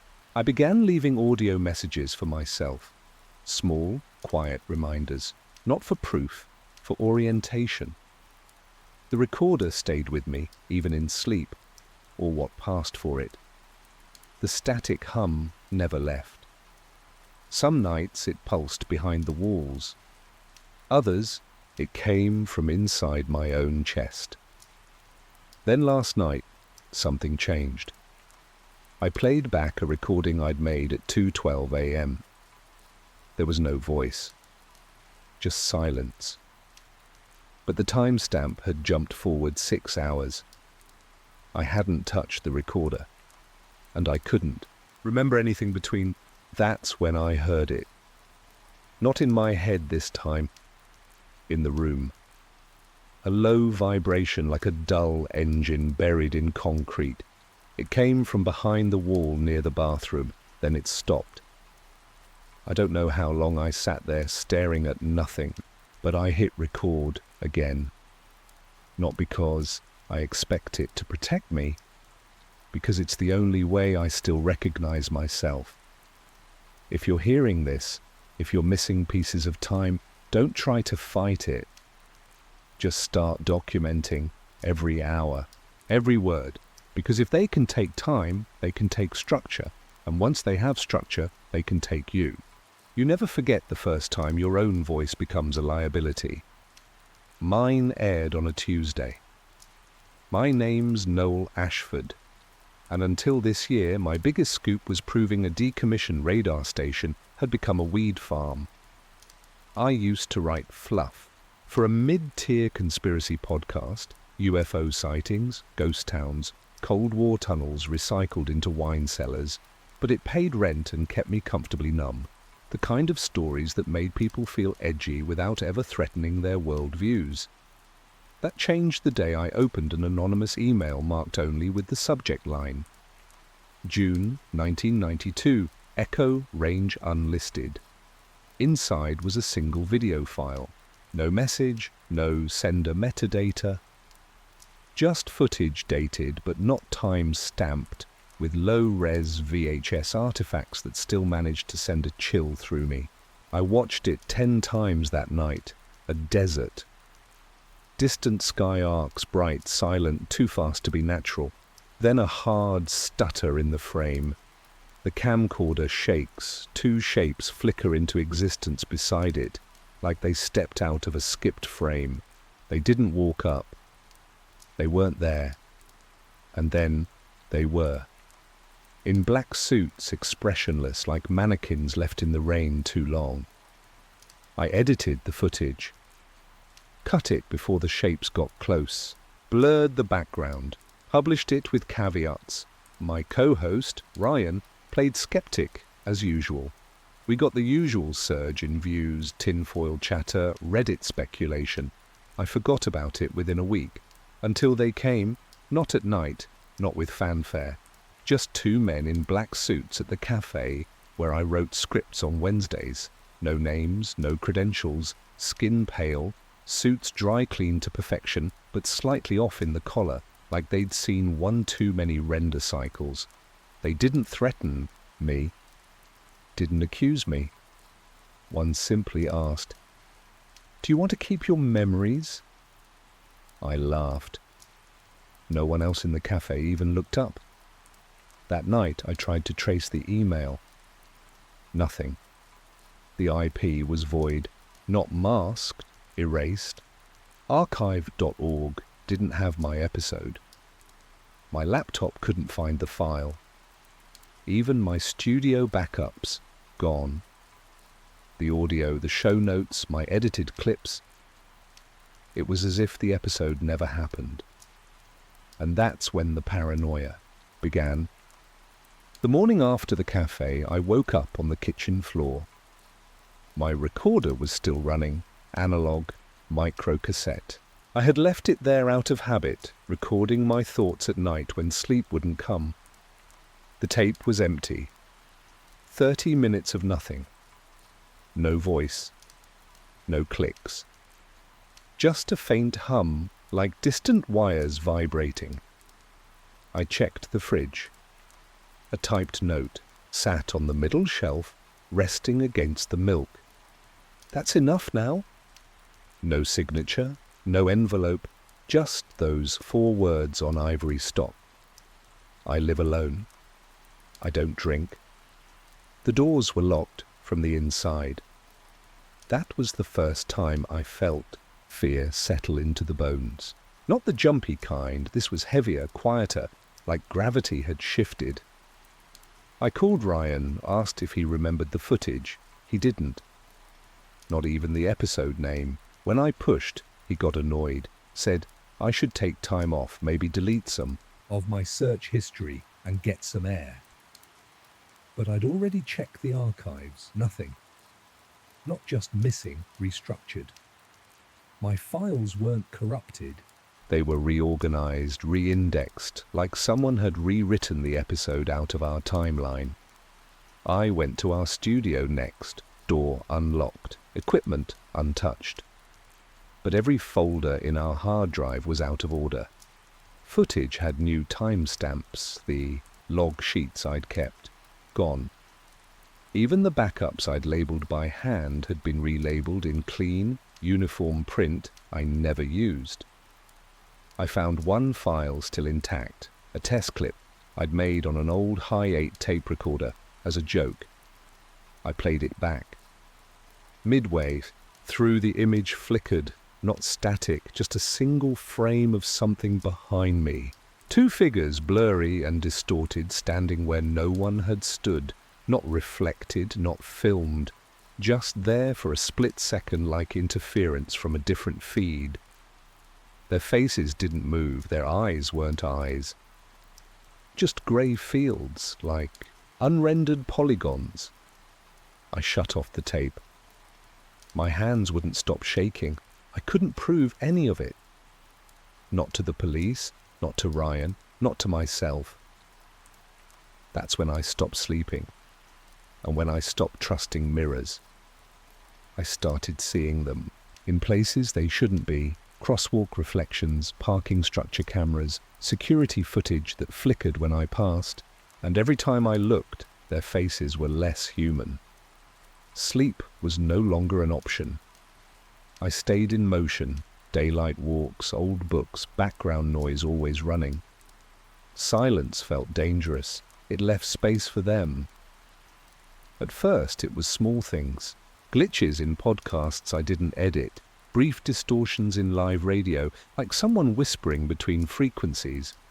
Once, during a news broadcast, the anchor paused mid-sentence, eyes locked on the camera, and said my name, just once, then continued. As if nothing happened. I replayed it 5 times. On the 6th, the name was gone, replaced by static. I stopped using my laptop. Switched to an old typewriter I bought from a thrift shop and wired a phone line to a rotary dial recorder. I wanted proof, something they couldn't alter remotely. The paranoia didn't feel irrational anymore. I began finding signs that someone was tracking me physically. Handwritten notes appeared in strange places. The glove box, inside cereal boxes, folded into my wallet. Each one said the same thing. Don't connect the dots. One night I caught a figure standing motionless at the end of my driveway. Black suit, no car, just standing, watching. When I stepped outside with a flashlight, he vanished mid-frame, like a buffering video skipping ahead. The beam of light didn't even cast a shadow. That's when I decided to trace the original email again. I pulled out my last offline tower, a 2004 desktop I hadn't touched in years. I ran it without internet, sifted through old hard drive partitions, and finally found a cached HTML file labeled Stigma Index. It wasn't from me, not in my structure, not in my naming style. The contents were short, 2 lines of text, and a single link. Stigma is not surveillance, it's suppression. Click here to understand. I didn't click. I printed it, photographed it, and stored copies in 3 places. That night, my landline rang at 2:14 a.m. A voice I didn't recognize said, "You're too close to the signal, they're reinforcing." I asked who it was, no answer. Just faint background noise, like television static, blended with breathing. Then the line went dead. By morning, my typewriter ribbon was shredded, the photo negatives I'd made were blank, and my front door was open. I hadn't unlocked it. After the door incident, I packed everything analog into a duffel, photos, notes, the printout from Stigma, and left the apartment before dawn. I didn't tell anyone. I paid for a motel in cash, registered under a name I hadn't used in years. The room was plain, low light, no cameras. I lined the windows with aluminum foil, blocked every vent, unplugged the TV. The silence inside was dense, but it felt safer than the noise outside. I thought maybe I could breathe again. That lasted 1 night. The next morning, I turned on my burner phone to check the time. There was a single text from an unknown number. No sender, no timestamp, just a sentence. Do not interfere with pattern restoration. I hadn't used that number for anything. It wasn't linked to any of my old devices. I smashed it and flushed the SIM. But that's when I realized the real threat wasn't tracking, it was containment. I wasn't just being watched, I was being gradually removed. My bank account showed no activity for the past 6 months. My podcast host credentials were void. Every file I'd uploaded, gone. Even Ryan's name had been erased from our publishing records. It was like the show had never existed. I tried to call an old guest, Dr. Lin, the astrophysicist who'd spoken on Sky Anomalies back in May. Her number redirected to a disconnected line. Her university profile was blank. A reverse image search of her photo pulled up nothing. No tags, no results. She had been deleted. That night I caught myself repeating phrases out loud without knowing why. Fragments like mimetic failover and echo gate alignment. Words I didn't understand, said in a voice that didn't feel like mine. I recorded it, played it back. The audio was clean, but the voice sounded off-pitch, like it belonged to someone else using my vocal range. I found a new note the next morning, inside the motel Bible, between pages 213 and 214, typed on the same ivory stock. It read, "Cognitive framing collapse in progress. You will not recognize yourself soon." I read it twice, then checked the mirror. And for the first time, I didn't know if the face looking back was mine. I didn't sleep that night. I watched my reflection in the motel mirror until dawn, waiting for it to blink out of sync or change shape. It never did, but I couldn't trust it. I left the motel by noon, walking 10 blocks before hailing a cab. I didn't tell the driver where I was going, just said to drive until I told him to stop. I needed movement. Stillness had started to feel like surrender. I reached out to the only person I had left who might believe me, Samir, a former defense intelligence analyst who'd gone dark after a whistleblower leak in 2016. We hadn't spoken in years, but I had his dead drop protocol memorized. I left, a coded message through an old message board that hadn't seen traffic in a decade. He responded 3 hours later with a single file and no message, just a name in the file name, Project Stigma Dog B1A. I downloaded it onto an air-gapped laptop in a public library. No internet, no trace. Inside was a compressed archive of PDFs, memos, scanned briefing slides, and audio transcripts. Some redacted, most not. The documents confirmed what I'd suspected but didn't know how to name. Stigma wasn't a surveillance program. It was a psychological containment system, a cognitive firewall designed to suppress neural connectivity between unrelated truths. Its purpose wasn't to erase data. It was to interrupt understanding. Subjects exposed to signal anomalies were monitored for cognitive alignment. Those whose brains began forming unauthorized conceptual bridges between classified technologies, recovered materials, or unapproved historical revisions were flagged. Intervention followed in stages: memory interference, behavioral scripting, identity destabilization. If all else failed, Phase 4 began: external projection events. That's what the men in black were. Not agents, not even physical. They were induced constructs, visual mimetic injections rendered directly into human perception, designed to trigger fear, compliance, confusion. They only existed to those already infected with recognition patterns. That's why no one else ever saw them. I sat frozen in that chair, reading the same paragraph again and again. Not because I didn't believe it, but because I did.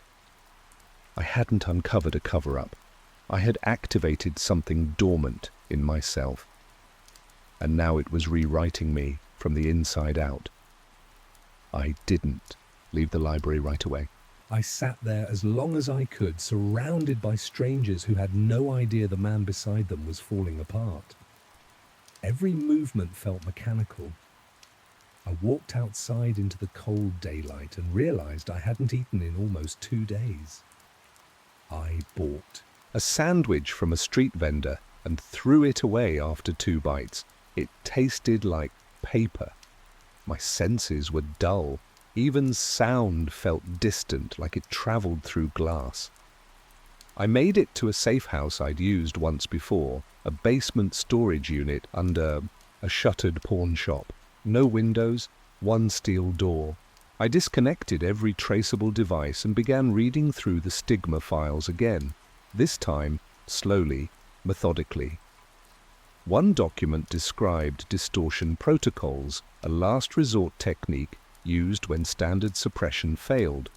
These protocols didn't remove a person's memories. They distorted them, altered the emotional context, scrambled associations, inserted false connections.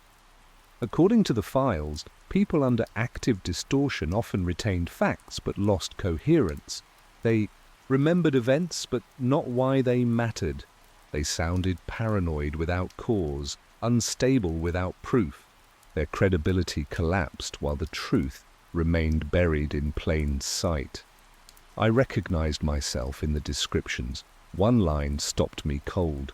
The subject will eventually become the discrediting agent of their own testimony. That was the end game. They didn't need to silence me, they only had to let me keep talking. The more I spoke, the more irrational I would sound. People would turn away, not because they disagreed, but because I no longer made sense.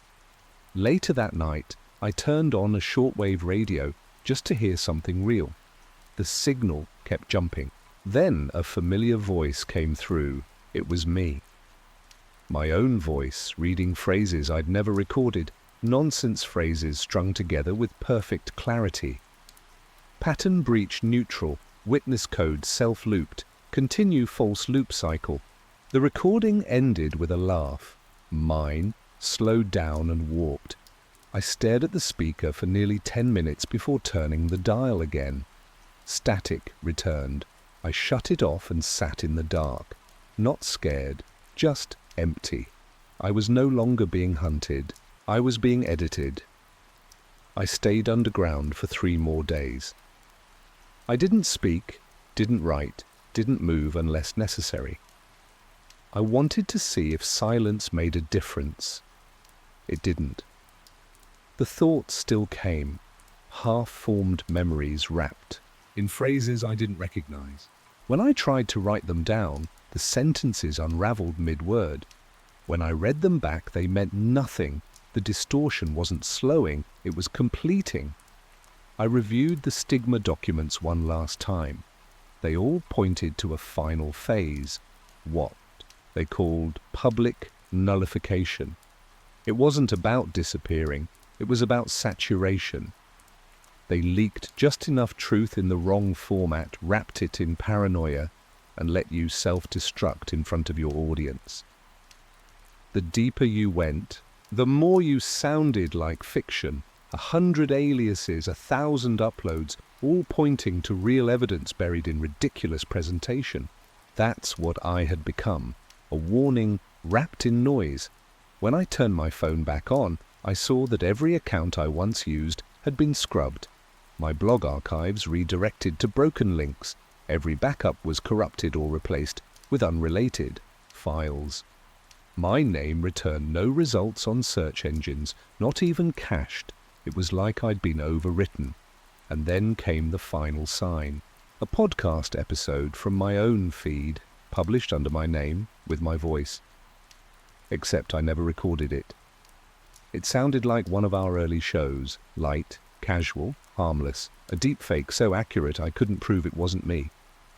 The episode mocked conspiracy culture, debunked sightings, laughed at government secrecy. It ended with a joke about men in black, followed by synthetic laughter. My laugh. I knew then that I was finished, not physically, but as a source, as a voice, as someone who could warn others. I wasn't dangerous to them anymore. I was content they could point to. Discredited, harmless, case closed. Now I use what's left. Pirate frequencies. Dead links, ham radio. Sometimes I hear others like me. Voices, fractured, uncertain, echoing in static. We speak in code, not because it protects us, but because it's the only language they haven't rewritten. If you're hearing this, remember, the men in black don't erase the truth. They make sure No one believes you said it. They say the worst truths are the ones that feel like memories you never lived. Mine started with 3 men in a cornfield, motionless, featureless, wrong. My name is Ben Rourke. I'm a municipal systems analyst, wastewater grids, electrical footprints, infrastructure blind spots. I was working a routine infrastructure scan for a county contract, power lines, runoff basins, the kind of thing no one outside utilities even notices. The defunct airbase on the edge of town still showed up on the grid, so I marked it for a flyover, just data hygiene, nothing more. At 3:08 a.m. the drone pinged an anomaly, human-shaped thermal signatures standing perfectly still in the middle of a field. No vehicle nearby, no fence breached. They weren't guarding anything, they weren't doing anything, just there, still as statues. I reviewed the footage at home, frame by frame. Their faces were blanked out, cleaned somehow like they'd Never been captured by the sensor. I scrubbed the metadata and cross-checked utility access in that zone. That field hadn't drawn power or water since 1989, but last month both surged, brief, sharp spikes, power drawn through a dead company name, water rerouted, processed, then dumped back into the system untouched. I sent a flagged packet to a friend in cybersecurity. He owed me a few favors. He texted, "Got it, I'll dig." And I never heard from him again. No answer. Phone disconnected. 2 days later, I got visitors. They arrived on foot. Identical black suits, same build. Same expression. They knocked like they already knew I'd answer. No badge, no ID. They didn't ask questions, they just... And somehow it felt like they were reading from a script I hadn't realized I was living. The whole exchange lasted less than 4 minutes. When they left, I tried replaying my door camera. Corrupted, audio gone. That was the moment my doubt cracked open into something darker. The next morning, my voice assistant welcomed me by name, using a nickname I hadn't heard since college. My bank sent a fraud alert for a purchase I never made, 2 Amtrak tickets to a town I'd never been. My neighbor, Ms. Harmon, said she saw 2 officers in the woods behind my house. She hasn't been seen since, and all I kept thinking was, why were those 3 figures just standing there? I didn't sleep the night Ms. Harmon vanished. Her dog barked for hours, pacing the edge of my yard, until it finally went quiet. By morning, her blinds were still drawn, her car untouched. I called it in, but the responding officer only took my name and said someone would look into it. No one did. That same day, my home security feed started behaving strangely, dropping. Offline at the same time each night, exactly 2:14 a.m., I replaced the router. New modem, swapped out cameras. Still happened. I checked the network logs. Each outage lasted exactly 8 minutes.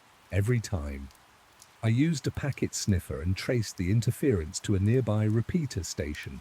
It was city-owned, but hadn't been used since 2011. I drove out there before sunset, parked on the shoulder, and walked the last few hundred feet. The gate was rusted open. The interior had been stripped of almost everything, except for one thing. In the corner sat a sealed rack server, humming. No tags. No cables going in or out. Just humming. A red diode blinked at the base, once every 2 seconds. It wasn't part of any municipal system I'd ever seen. I brought a spectrum analyzer and swept the area. Something was broadcasting, ultra-wideband, low power, invisible to standard Wi-Fi tools. That's how they were getting in.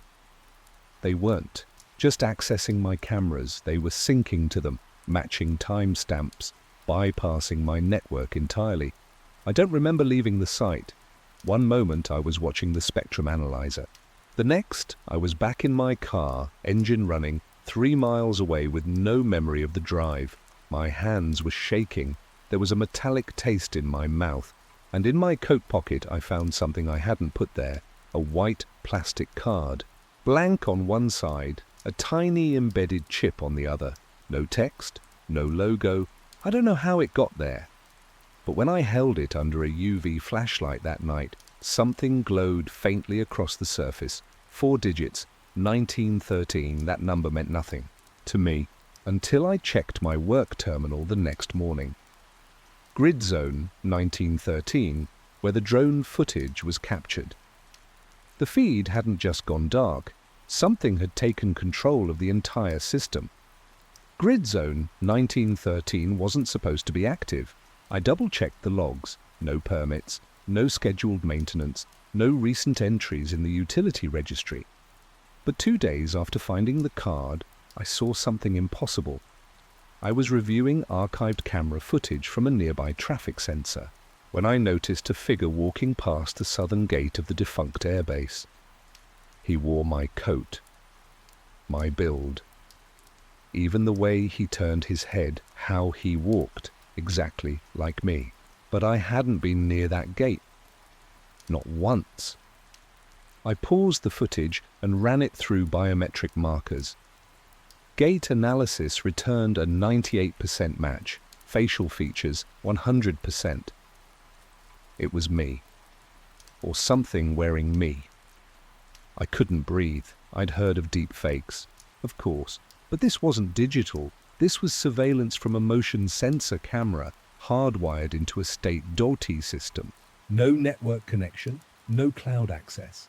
The timestamp checked out. I hadn't slept well in days, but this was different. This felt targeted, personal. I called the only person I trusted, Lena, a former sysadmin turned privacy consultant. We met that night in a grocery store parking lot, both of us too paranoid to talk indoors. I showed her the footage on a hardened tablet. She watched it twice, then handed it back without a word. "They don't need to erase you," she said. "They just have to replace you." I asked her if she'd ever heard of clones or impersonation tech in use by any known agency. She said no, but mentioned whispers on private forums about something called Echoform, a rumored program built for psychological redirection, designed to disrupt credible witnesses by replacing memory with self-doubt. I asked for proof. She didn't have any, just fragments, scraped logs, dead links, posts from accounts that disappeared within hours. Later that night, I received a file transfer from an unknown number. No message, just an attachment labeled Echoform 19T back.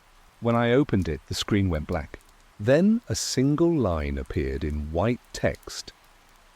"You are observed." Below it, a live feed from my own apartment. Not from any camera I owned. They weren't just copying me. They were watching me become someone else. I moved out of my apartment. That night, left everything. I didn't pack, didn't even lock the door. I just walked away. The idea that someone, or something, had access to cameras I hadn't installed meant nothing I owned could be trusted. I drove west, keeping off highways, using cash, disabling GPS.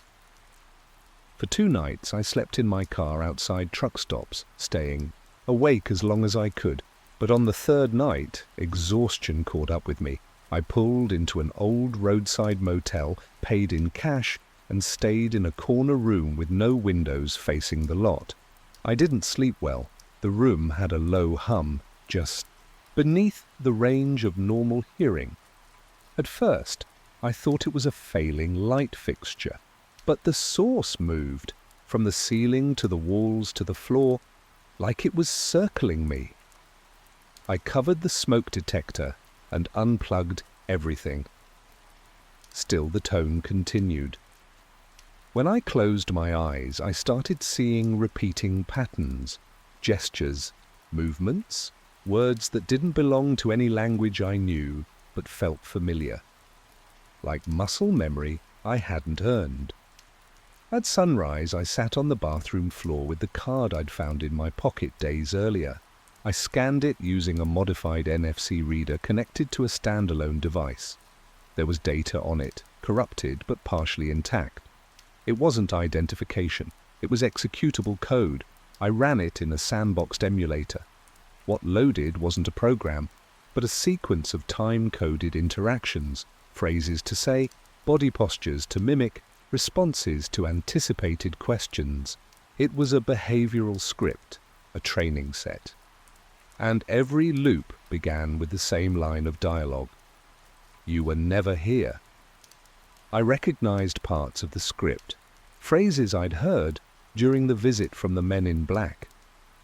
Even the cadence of their speech matched the sequence. They hadn't been improvising, they'd been running a protocol. That night, I watched myself in the mirror. Every gesture, every word I spoke aloud, and I started noticing the same loops, reused phrases, unconscious, twitches, expressions I couldn't explain. It didn't feel like paranoia anymore. It felt like rehearsal. I didn't plan to go back, but something pulled me toward the airbase.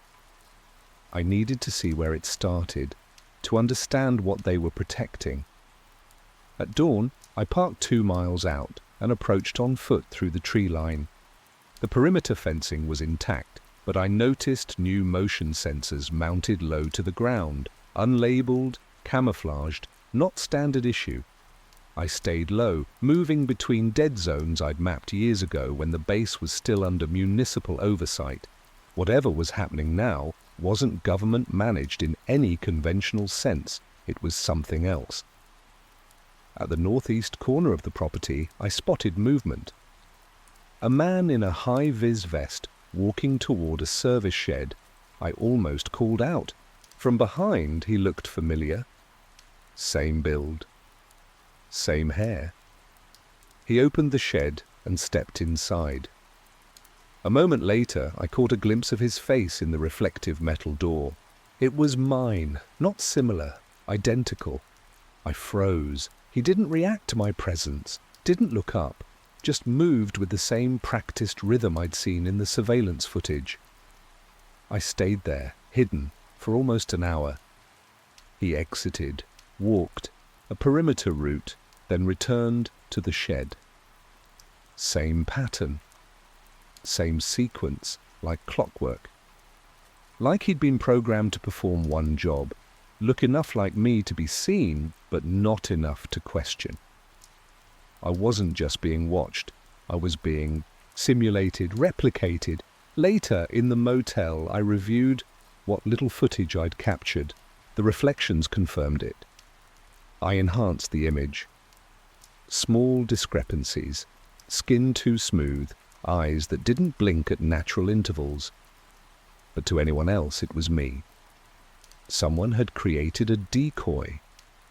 And not just to observe or imitate. This was a replacement, an insertion. A mechanism to discredit me, to place doubt around anything I'd say or do. That's when I realized I'd been silent for too long. I still had access to archived DoD databases through an unsecured VPN node. One keyword kept surfacing in restricted logs, echo form. I started pulling everything I could find. It wasn't a system, it was a framework. Behavioral overwrite, identity drift, psychological nullification. They weren't watching me because I saw too much. They were watching to see when I'd disappear. The echo form files were incomplete. Corrupted headers, missing indexes, intentional gaps. But enough remained to build a picture. It wasn't a surveillance system. It was a protocol designed to induce identity instability. The goal wasn't erasure. It was dissociation, a controlled unraveling. Victims didn't vanish. They stopped being who they were, piece by piece. Behavior, memory, emotional tone, each element slowly replaced, overwritten by preloaded scripts, not through force, through repetition, familiarity, drift. I found references to Phase 3 in one of the logs. That's when the subject begins to adopt external behavioral loops as their own. I was already there. I caught myself using phrases from the interaction scripts, looking at mirrors too long, responding to questions before they were asked. That wasn't paranoia. It was conditioning. I needed out. Not just physically, I had to decouple my mind. I drove north, away from anything familiar. I avoided screens, removed network devices, ditched all electronics for days. I stayed in isolated places, no signals, no mirrors. I used a notebook, wrote down everything I could remember about myself, early memories, specific moments, things. Only I would know. The list helped, at first, but on the 4th day I noticed something wrong. Some entries were in handwriting that wasn't mine. I flipped back and found entire pages I didn't remember writing. They were orderly, precise, too clean. The tone wasn't mine, the entries weren't wrong, just off, like someone describing my life secondhand. One line stood out: to simulate continuity, mirror the cadence of truth. That's when I understood. The protocol didn't require technology. Once the loops took hold, you became the carrier. The overwrite process could continue without external input. I was becoming my own decoy. In the mirror, I no longer trusted my own expression. It was too calm, too still. I tested myself. Random questions, emotional triggers, no response. Flat affect, delayed recall. I wasn't sure where the line was anymore between me and the thing watching me from inside. Echo form didn't erase Me, it replicated me. Slowly. Completely. And if I didn't act soon, there wouldn't be a difference. Only a copy running perfectly on time.